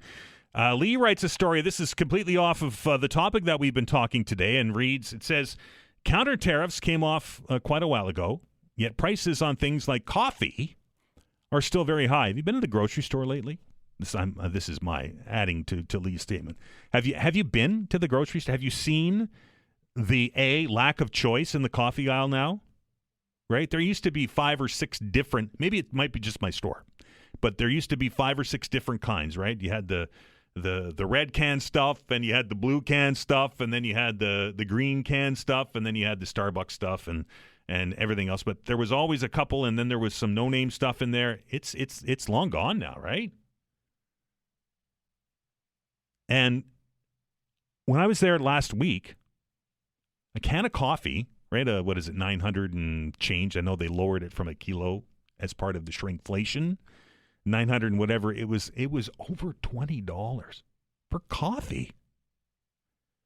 Lee carries on and says the food professor said that counter tariffs affect the price of coffee with the volume that places like, say, Costco does. One would think that they've gone through their tariff price coffee by now. Maybe, just maybe, Lee writes, it's a bit of unnecessary price gouging that's going on.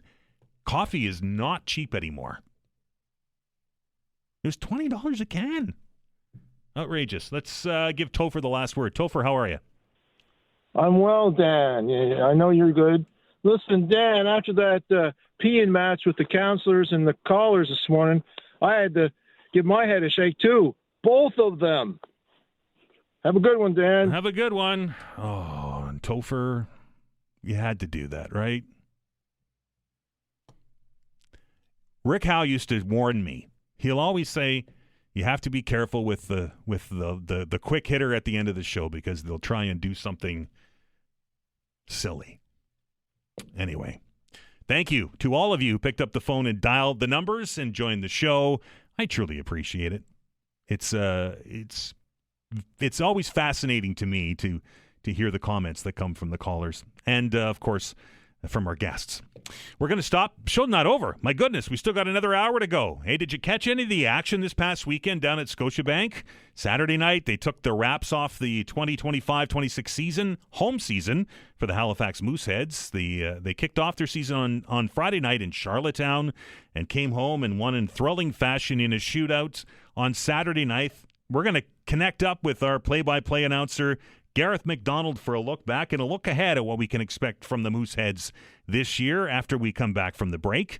You're listening to The Todd Veinotte Show. I'm Dan Olstrand. We're back in a minute. Facts.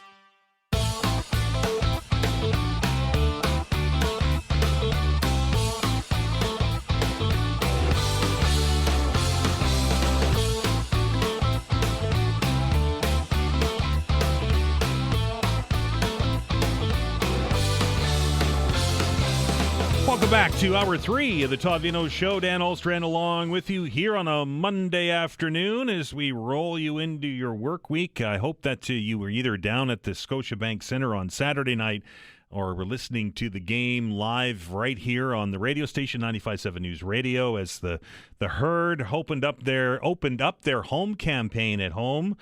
Or else would you open up your home campaign, Dan? They opened up their home ice campaign.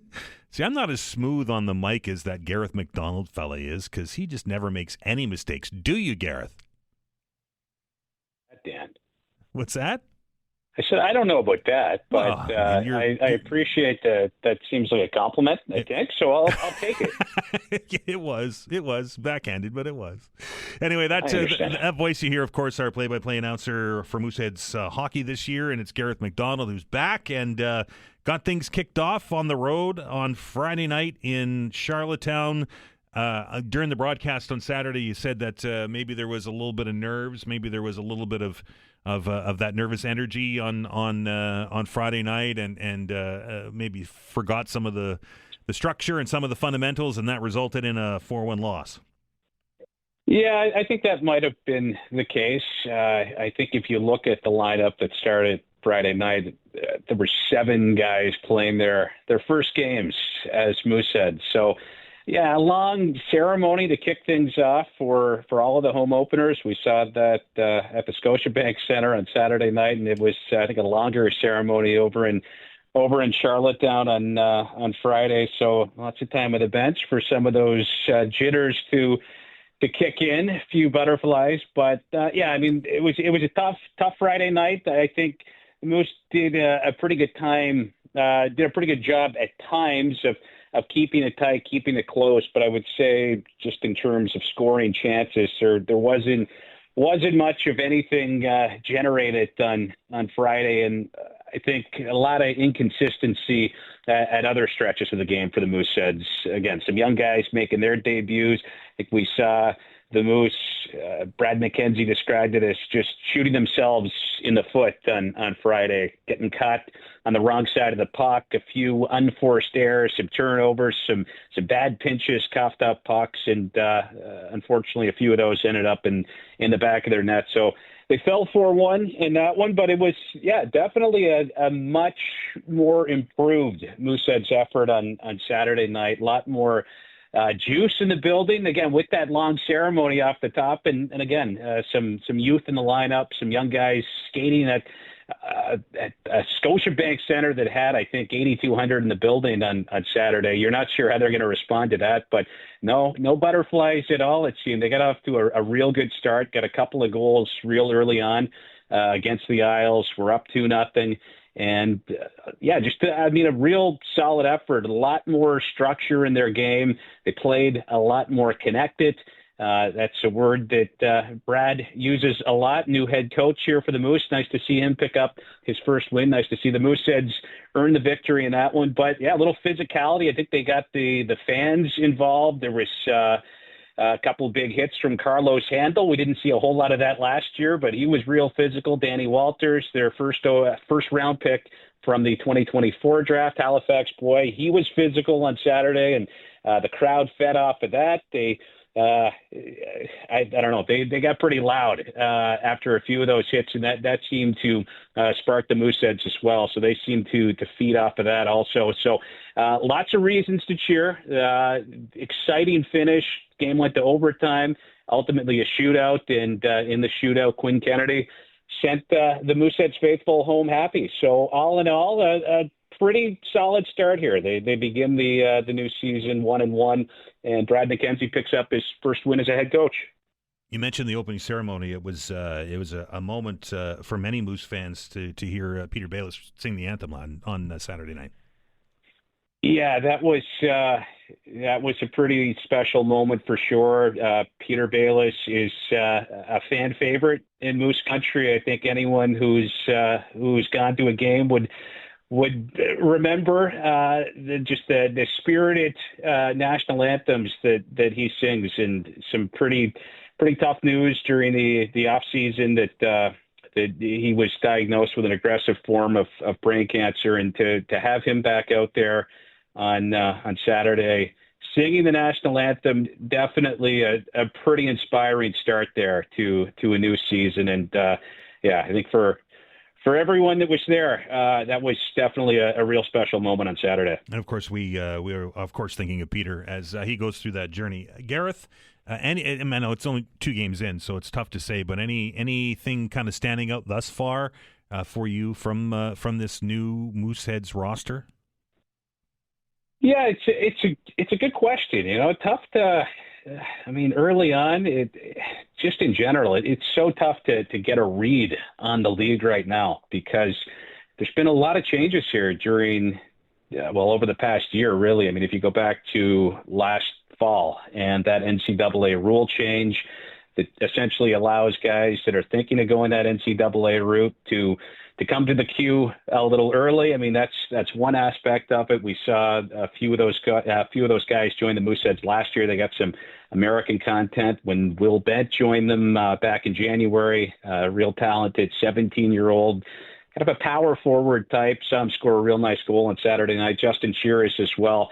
And you got Cam Manella drafted this past June at the last Q draft. So a lot of movement there in terms of some of those American players or guys that were thinking of going that NCAA route. And at the same time, the CHL now allows 3 imports on a team. So in the past, it was just 2. We're up to 3 right now. So I think the Moose, they've got some pretty good ones in Carlos Handel, Oleg Kulibiakin, and Yazoo Mensonen, who's now scored in back-to-back games. But, I mean, really, all of this to say, early in the season, kind of tough to project where you stand. I think one thing that we do know, though, is there are a lot of returnees from last year's group. This was a young Mooseheads team last season, 17 players back from that team that, shocked the league with a first-round Game 7 victory over the Drummondville Voltigeurs. Moose became the first 16 seed in the history of the Q to win an opening round series. So lots to build on here. I think that when you look at the current roster, one thing that definitely sticks out, though, would be the blue line. There are a whole lot of returnees from last year: Carlos Handel, Owen Phillips, Matthew Taillefer, Justin Shearis back as well. And those are 4 really talented blue liners. All of those guys are right-handed shots, and that you don't see a ton of that right-handed shot content coming back with that kind of ability and experience. You've got Eddie Doyle back as well, Lincoln Waugh, and 2 of the new faces on the back end would be the Mooseheads' first 2 picks from the last Q draft, and Malik Letalien, guy that's got pro potential written all over him. They got him 3rd overall in the draft, and Cam Manella, American product, selected early on in the 2nd round. So I think that maybe right now what kind of jumps out is that blue line. That's going to be a big-time strength. But up front as well, Sean Carrier, Quinn Kennedy, Liam Kilfoyle, all of these guys back for another go-around with the Herd. You throw in Danny Walters and Will Bent at 17. That's a little bit of grit and skill right there. And again, those imports, Yazoo Mensonen and Oleg Kulibiakin. So there's some scoring power up front as well. But how they're going to stack up against a lot of teams in the league that are a little bit older with the NCAA rule change. We've seen a lot of free agents sign elsewhere. It still a lot to be determined. So we'll see how it all shakes out. Halifax have just a ton of home games to start the season, so to make room for the curling trials later in the year. Is that a good or a bad thing, Garrett, to have? I think there's like 8 or 9 games in a row with a quick trip out to Moncton in between. Well, yeah, I mean, it certainly can be a good thing. I think if you get off to a start like you did the other night, you get that first win on home ice under your belt, and you kind of prove to one another that you can play in front of that big crowd. You can get them on your side. You see what they did to, again, get the crowd going the other night with some of that physicality, and just overall, just a great night of compete and work ethic. I think they battled all night, really outshot the Islanders. I think it was 41-26, the final shots on goal. So definitely a chance to try to bank a few points here early on in the season. So yeah, I mean, starting at home, never a bad thing. And looking forward to a busy October at the Scotiabank Center. Right, and the converse of that we'll worry about later, right? We got to make up all those games on the road. Better to start with a bunch at home than a bunch on the road. That's my thoughts anyway. Yeah, no, for sure. So we're excited about that. I think over the last few years, I mean, look back to last year, I think it was 5 straight on the road to begin the season with a little bit of work being done at the Scotiabank Center. I mean, I guess on the other hand, it's sometimes early on in the year, getting out on the road, staying in some of those hotels, getting the guys together. It's always a chance to build a little bit of camaraderie, a chance for the team to grow and just build some chemistry there. You get to know one another. But again, a lot of these players, they do already know one another. 17 returnees from last year's team. So lots of home cooking coming up here in the fall. Got to get those knees in shape for all those mini stick games. That's right. Absolutely. Garreth, I know you're busy. Appreciate your time, sir. Hey, great to chat with you as always, Dan. That is Garreth MacDonald, our play-by-play announcer. The Halifax Mooseheads return to action Friday night at Scotiabank for a two-game set with the St. John Sea Dogs, who are coming to town both Friday and Saturday night. We're going to stop, take another break. When we come back, I know this is something that has been a focus of this program for quite some time now. New data coming to us from the Canadian Taxpayers Federation. Crown corporations dishing out $190 million in bonuses. A conversation with Franco Terrazzano when we return. You're listening to the Todd Veinotte Show. I'm Dan Olstrand. We're back in minutes. Facts.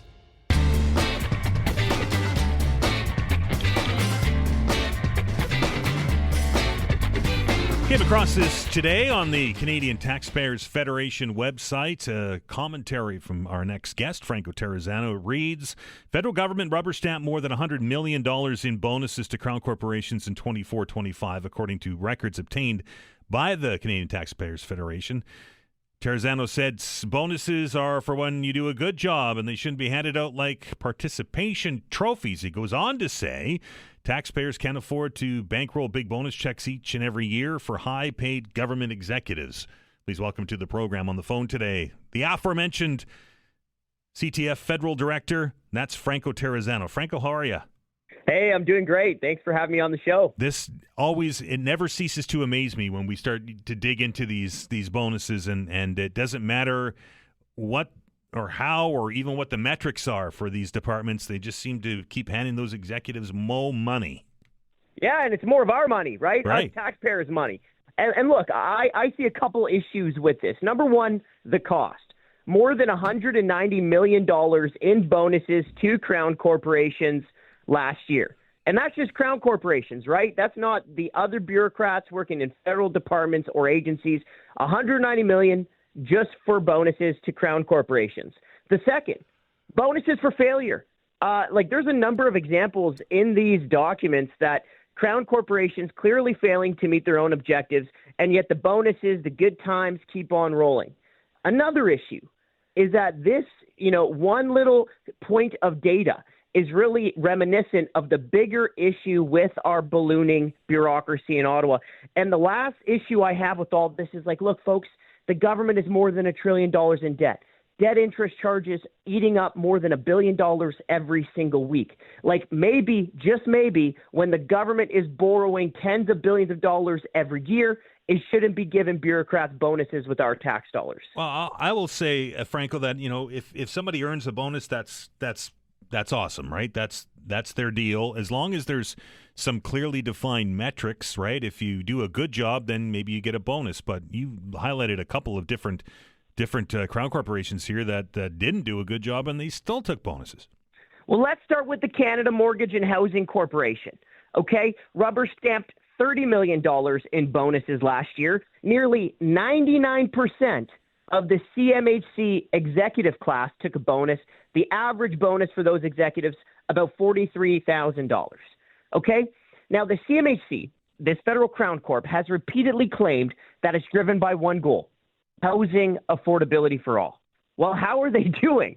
Yeah, not great. I don't even have to look at the data to say that, but let's look at the data. Royal Bank of Canada said it was the toughest time ever to afford a home. That was last year, okay? Polling from Ipsos shows more than 70% of Canadians who don't own a home said they have given up on the dream of ever owning one. So by any measure, the CMHC not living up to their goal that they're being driven by, yet nearly 100%, so 99% of their executives taking bonuses. Via Rail also appears on your list, and we know the problems with the rail service. Well, yeah, this one drives me nuts. Via Rail, $11 million in bonuses, 100% of its executives taking a bonus. The average bonus for Via Rail executives $110,000. And folks, the government's train company, Via Rail, has been hemorrhaging money like crazy. Okay, operating losses for Via Rail in the most recent year was just shy of $400 million. In fact, the government has bailed out Via Rail to the tune of $1.9 billion over the last 5 years just to cover its operating losses. So in what world, when you're losing hundreds of millions of dollars every single year and you're getting bailed out by the taxpayer, in what world should 100% of those executives be getting bonuses? That make much sense to me. And another one on the list is the Canada Infrastructure Bank. Yeah, the Canada Infrastructure Bank. I mean, look, they have been coming, in the news for a lot of controversy lately. But look, they handed out, just shy of $9 million in bonus. The average bonus for those executives at the Canada Infrastructure Bank was just shy of $200,000. Recently I saw a report from the parliamentary budget officer saying they're not expected to reach their disbursement goal in any of the sectors that they've identified. If you go back a couple years to 2022, there was actually a parliamentary committee that looked at transport infrastructure communities, and they had one recommendation, right? The Government of Canada abolished the Canada Infrastructure Bank. So again, it's just another example of whether it's government departments, government agencies, or in this case, government crown corporations that are failing and yet handing out millions of dollars in bonuses.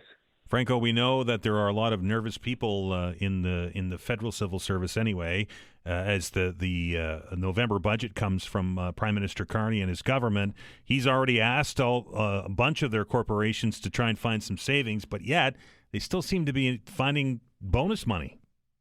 Well, two things to that. Like, number one, the government does have to save money, right? The government does have to save money. You're more than $1 trillion in debt. In fact, last year, the federal government wasted more money paying interest on the debt than what it sent to the provinces in healthcare transfers. So the debt problem in Ottawa is spiraling out of control. They got to save money. But number two, if you're going to cut spending, shouldn't the bonuses for failing departments, agencies, and crown corporations, shouldn't that be the lowest of the low-hanging fruit? Shouldn't that be the first thing on the chopping block, right? Just end the bonuses for government executives? I think that's the best place to start. I don't think there's many people out there that are listening to you and I right now, Franco, that would even dream of getting a bonus the size of some of these executives. That's more than their salary is. Oh, I mean, much more, right? I mean, look at Via Rail. The average executive bonus, as I mentioned, $110,000, right? That's bonus, and that's already more than what the average Canadian worker makes. Or we haven't talked about these organizations, but Export Development Canada, average executive bonus $143,000, right? About twice the salary for the average Canadian worker. Business Development Bank of Canada, okay, average executive bonus $216,000. So we're not talking about a little bit of money, folks. We're talking about a whole bunch of money. And these are federal crown corporations, okay, owned by the people of Canada. Many of them are failing to reach their own objectives or are losing a bunch of money. And yet government executives continue to take big-time bonus checks. Good job if you can get it. Oh, yeah, no kidding. And the problem is the government's also ballooning the size of its rank and file as well. Franco, I appreciate your time, sir. Hey, thanks for having me on. That is Franco Terrazzano from the Canadian Taxpayers Federation. The bonuses are out of control, folks. They really are. As I said earlier, I can see a world where people get bonuses. If you hit a metric, if you grow a business by X amount of dollars, then you should share in that success. I don't think anybody is going to say that shouldn't happen. But when you're a crown corporation, A, it's taxpayers' money, but B, and there are no metrics that you have to hit, and we just becomes part of your pay packet, that just doesn't make any sense. Let's hope, and I'm putting a crossed fingers sign up here, that the Prime Minister, when he unveils his budget, and we know that this is going to be austerity, they've been talking about austerity for weeks now, that the bonuses are the first thing that goes off the list, because that would be easy. That's low-hanging fruit, right? That's simple. And it's good PR. It makes you look good in front of the taxpayer. Only kind of makes sense. Blake's going to update us on what's going on in the news. And on the other side of that, we will dig into the restaurant file. And I know we've talked about this in the in the past, but Canadians are becoming stingy with their dollars. Janick Cormier, Vice President at Atlantic Canada, the Restaurants Association, will be joining us. You're listening to The Todd Veinotte Show. I'm Dan Alstrand. We're back in minutes.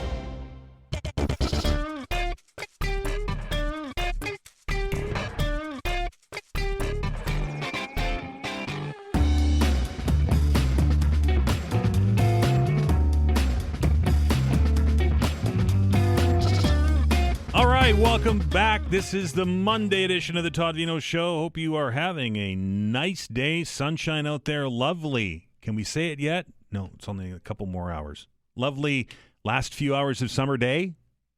Alistair said that I think it's around 3 or 3:30 this afternoon when a fall officially takes over. And I know that signals a change of the seasons for us. And I think that Mother Nature got an early memo, because if you were out and about this weekend, it was when the sun went down, it got chilly, and maybe you were thinking, this is a good time for us to maybe get out of the house and go out, and when we're not sweltering to death, and go and maybe have something to eat at a restaurant. But this story comes to us from our website, halifax.citynews.ca, and it reads, restaurants under pressure as consumers steer away from dining out, while rising operational costs squeeze profit margins, according to a new report.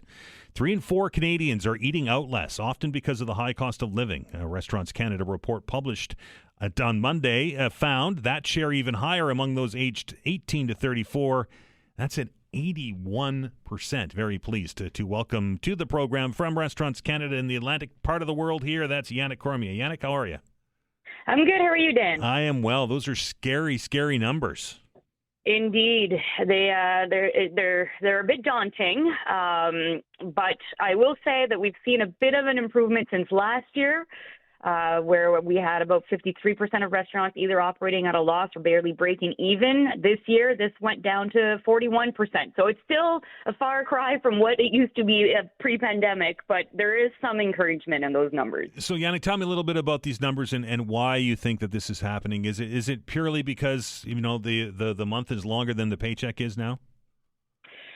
Partially. I think the reality is Canadians are having a hard time making ends meet from all different walks of life. The reality is the cost of living has gone up tremendously in the past few years. And so people are being a bit more decisive about where they're going to spend their money. And restaurant spending, unfortunately, is one of the first things that goes out of a family's budget when they need to adjust. So we're seeing that when people do go out to eat, they go out to eat less often than they used to, but when they do go out to eat, they spend less than they used to as well. So it's creating a bit of a vicious cycle where our costs have gone up as well. Our food costs have gone up, our labor costs have gone up, utilities, insurance, rent, everything has gone up. But the check sizes aren't going up to match all of those expenses. So we're in a bit of a vicious cycle situation. A bit of a red alert, so to speak. Janick, what are restaurants doing to deal with this, or do they even? We often, and the reason why I ask the question is I often hear, even back 3 or 4 years ago, that most restaurants' margins are razor thin already. If they're seeing less people come in, spend less money, then are we going to get to the point where the business model has to change, or where are we at with that? Yes, unfortunately, we're being squeezed from a bunch of different angles. Our costs are up. People are spending less money, and they're looking for deals. So it's hard to raise menu prices to match the increase in costs that operators are facing, because customers are very price aware right now. They're looking for the cheapest option on the menu. And if you start raising your price, people will start coming in even less often. And so what some restaurants have done is they've started cutting on staff, which means that service has taken a bit of a hit, unfortunately, which is one of the things that will make people come back, right? I've had a great experience at this establishment. I want to go back there. And then you go back a second time and you have to wait longer to get your meal. Maybe there's not as many servers on the floor or as many cooks in the kitchen. And they've adjusted hours of operation to try to cut back on labor costs, for example. And trying to meet customers where they're at. A lot of customers are skipping alcohol these days. Well, it's a great opportunity to have a mocktail menu, for example, to try to get some of that extra money in on those checks. Are we at a point where we're going to start to see restaurants fail at a higher rate than we have in the past? It's probable for a number of reasons. I was speaking earlier about there's 41% of restaurants today are either operating at a loss or barely breaking even. Those 41% are at risk, definitely. Add to that an increasing issue with finding labor, especially in rural, remote, tourism-centric areas of the country, such as Atlantic Canada, where our population's a little bit older, and we're having a hard time finding cooks and chefs. And so if I don't have enough cooks or chefs and I have to reduce my hours, well, that means I'm making less money. And so some operators might have to make some very difficult choices. The reality is Canadians are having a hard time paying their own bills, and so they're not going out as much. Economists are throwing out the R word out there, that being recession. You have the whole tariff situation within the United States, where people are very they're worried about where they'll be in 6 months from now, and so they're not going to splurge on a nice evening meal every week like they would have pre-pandemic, for example. Has delivery services softened the blow at all? I know this is still a reasonably new trend in restaurants, right? We've only seen it since really the pandemic. Is it helping, or does it really matter? It's hard to tell. The reality is the fees to be on those platforms are exorbitant. And so it costs the restaurant a lot more to sell via these platforms. On the other hand, maybe people are trying out your food for the first time because they saw you on the list of restaurants they could get in 30, 40 minutes, for example. And so maybe you're going to get new customers that way. But it's not a replacement for people coming into your establishment, getting the bottle of wine, splurging on dessert, maybe an appetizer. They're not doing that when they're getting takeout. They're getting their main course, but they're not getting any of the extras that they would typically be getting if they were dining in. And so it's not having necessarily a negative effect, but it's not having a positive one either. Interesting stat that came out of the report, Janick, is that it seems that Canadians are spending a little bit more now on breakfast rather than going out for dinner. Yes. I think that's also just part of our lifestyle these days, right? Stopping at a drive-thru, getting a breakfast sandwich on your way to work has become very much a part of everyone's daily living. When we say that Canadians buy 23 million restaurant meals a day, a lot of those are exactly that. It's the breakfast crowd who go and get their coffee and their breakfast sandwich on their way to work. Is, I guess, the bottom line, Janick, with the finances the way they are and the economy the way it is are people still opening up restaurants? Are they still giving it a go?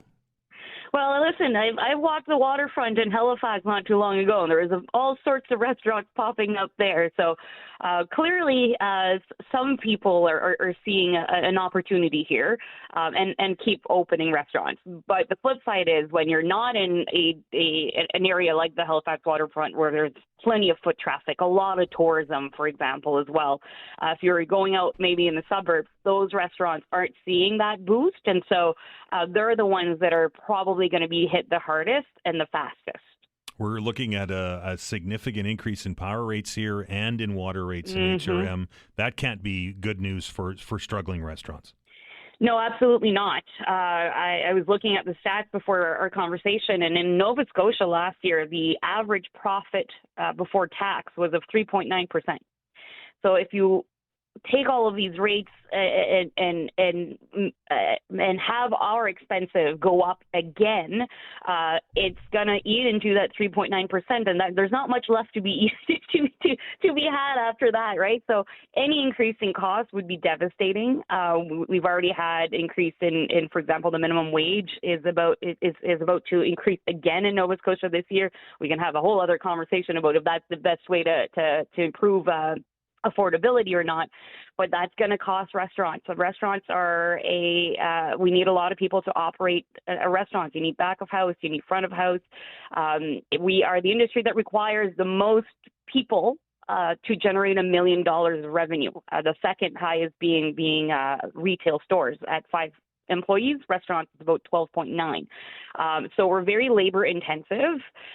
So that is a big hit that we will be taking for the second time this year. And then if hydro goes up, that is going to be another big increase in operating costs. And so that 41% that are not making money, that number either is going to drop because they're going to close, or it's going to go up with people trying to make it last through this difficult time. Janick, I appreciate your time.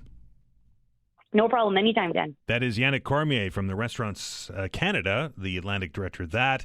It is never easy. And those that are in the restaurant business will tell you that it's never easy to try and make a go of a restaurant. And with Canadians being being more thrifty, I guess is the word, with their dollars, it is an even scarier time. And then now we're looking at power rate increases and water rate increases in HRM. Get out there and support a local restaurant, or it might not be there.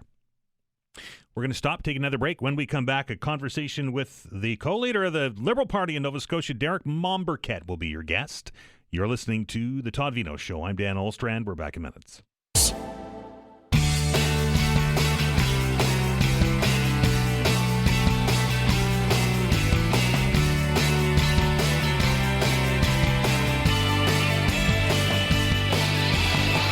All right, welcome back to the Monday edition of the Todd Veinotte Show. Just about done, but we know that politicians in Nova Scotia are getting set for the resumption of the session down there at Province House.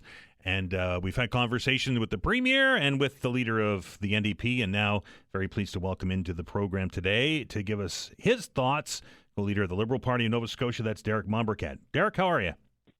I'm great. How you doing, Dan? Not too bad. The government said today that they're forecasting a $1.2 billion deficit for the current fiscal year. That's incredible. Well, it's historic. That's the largest deficit that we've ever seen in this province. And it should be a big concern for all Nova Scotians, the fact that now we have over $1 billion projected deficit for 1 million people who live here in Nova Scotia. So the government really needs to show Nova Scotians that they have an actual plan to try to address it. And that's going to be part of what we're going to be talking about when we go into the legislature, talking about the economy, talking about what we think can help, but also holding the government to account for what I see as mismanagement of the books. The finance minister said the estimate is concerning, but he stopped short of saying whether the government would need to tighten spending. Do you think they need to tighten up the purse strings? Well, they're going to have to present a plan. Obviously, this is historic. As I said, this is the largest deficit we've ever seen. When you see this taking place, this impacts all of the programs and the services and the infrastructure that government needs and provides to Nova Scotians each and every day. So the minister, during the host, we're going to be asking directly to the Premier and the minister what the plan is to address it. Finances aside, Derek, what's at the top of your agenda as we head into this session?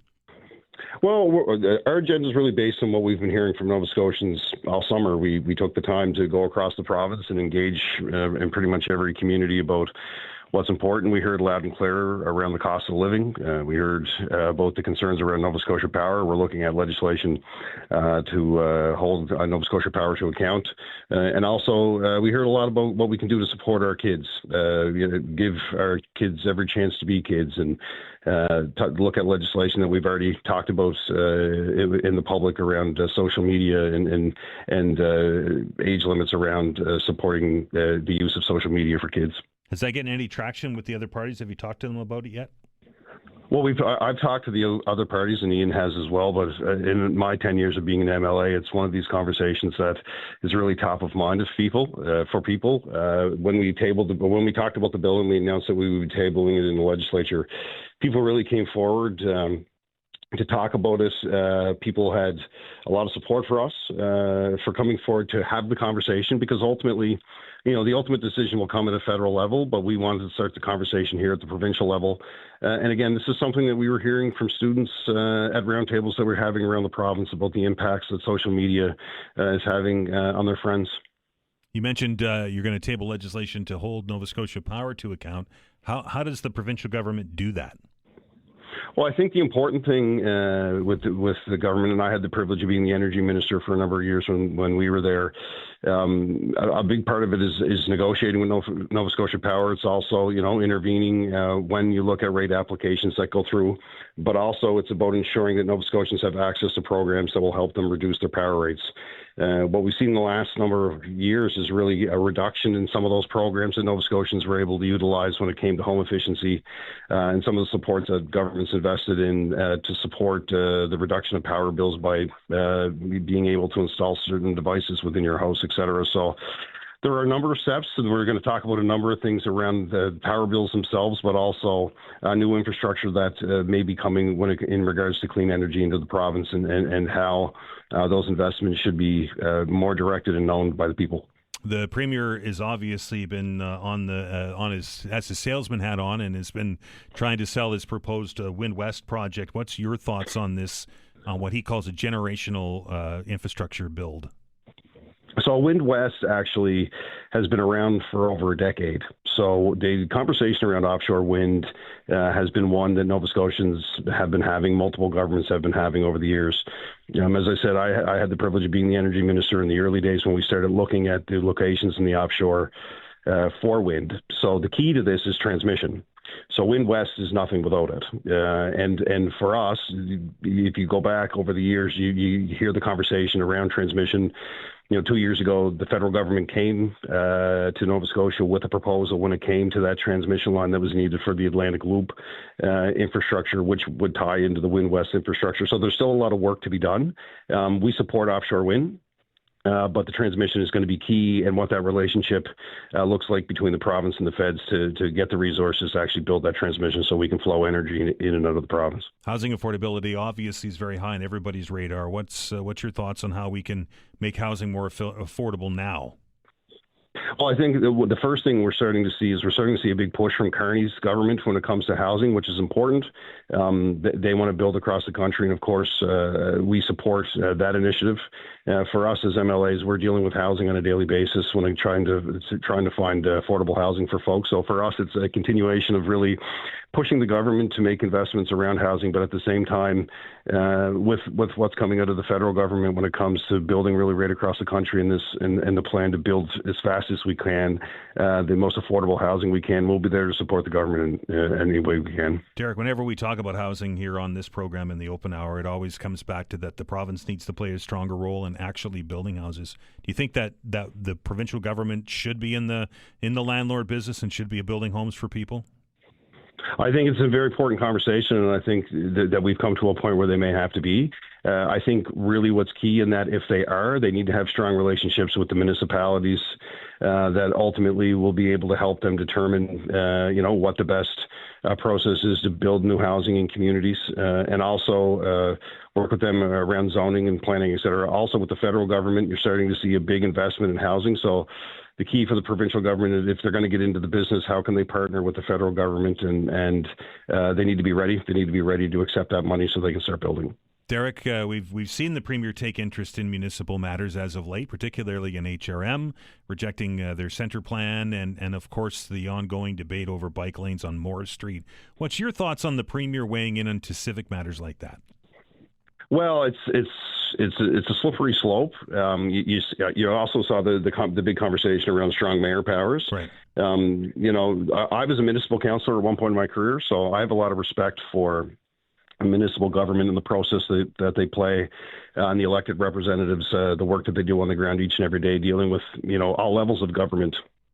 Programs and services that people utilize. So I think the best thing is that we support our municipalities. They're independent units. The stronger relationship you can have with your municipal units across the province, the more that you're going to get done. The easier it will be to build housing. The easier it will be to build the key infrastructure that's necessary. So I would argue that the Premier overstepped in many cases, and I'm happy that he pulled back on the strong mayor powers, because that's really a question that should be put to the people during a plebiscite or during an election, so that people can really understand what that means if you're going to give one person the majority of the decision making in a body of elected councillors. Interesting. Derek, I appreciate your time. Dan, I appreciate it. All the best to you. And that is Derek Mombourquette. He is the co-leader of the Liberal Party here in Nova Scotia as we get ready for another session. That's going to do it for this edition of the Todd Veinotte Show. Thanks to Vanessa Vandenez on the other side of the glass, doing an outstanding job, as she always does here, keeping things up and running and orderly. Thanks to all of our guests for taking time out of their days to join the conversation. And, of course, my most welcome to you for easy for me to say, right? For joining the conversation, dialing the numbers, and giving us your thoughts on the issues of the day. You make my day when you do it. A busy show planned for you tomorrow. Of course, Dr. Rob will be here to answer your science-related questions. Looking forward to that. Until then, everybody, be well and be kind to one another.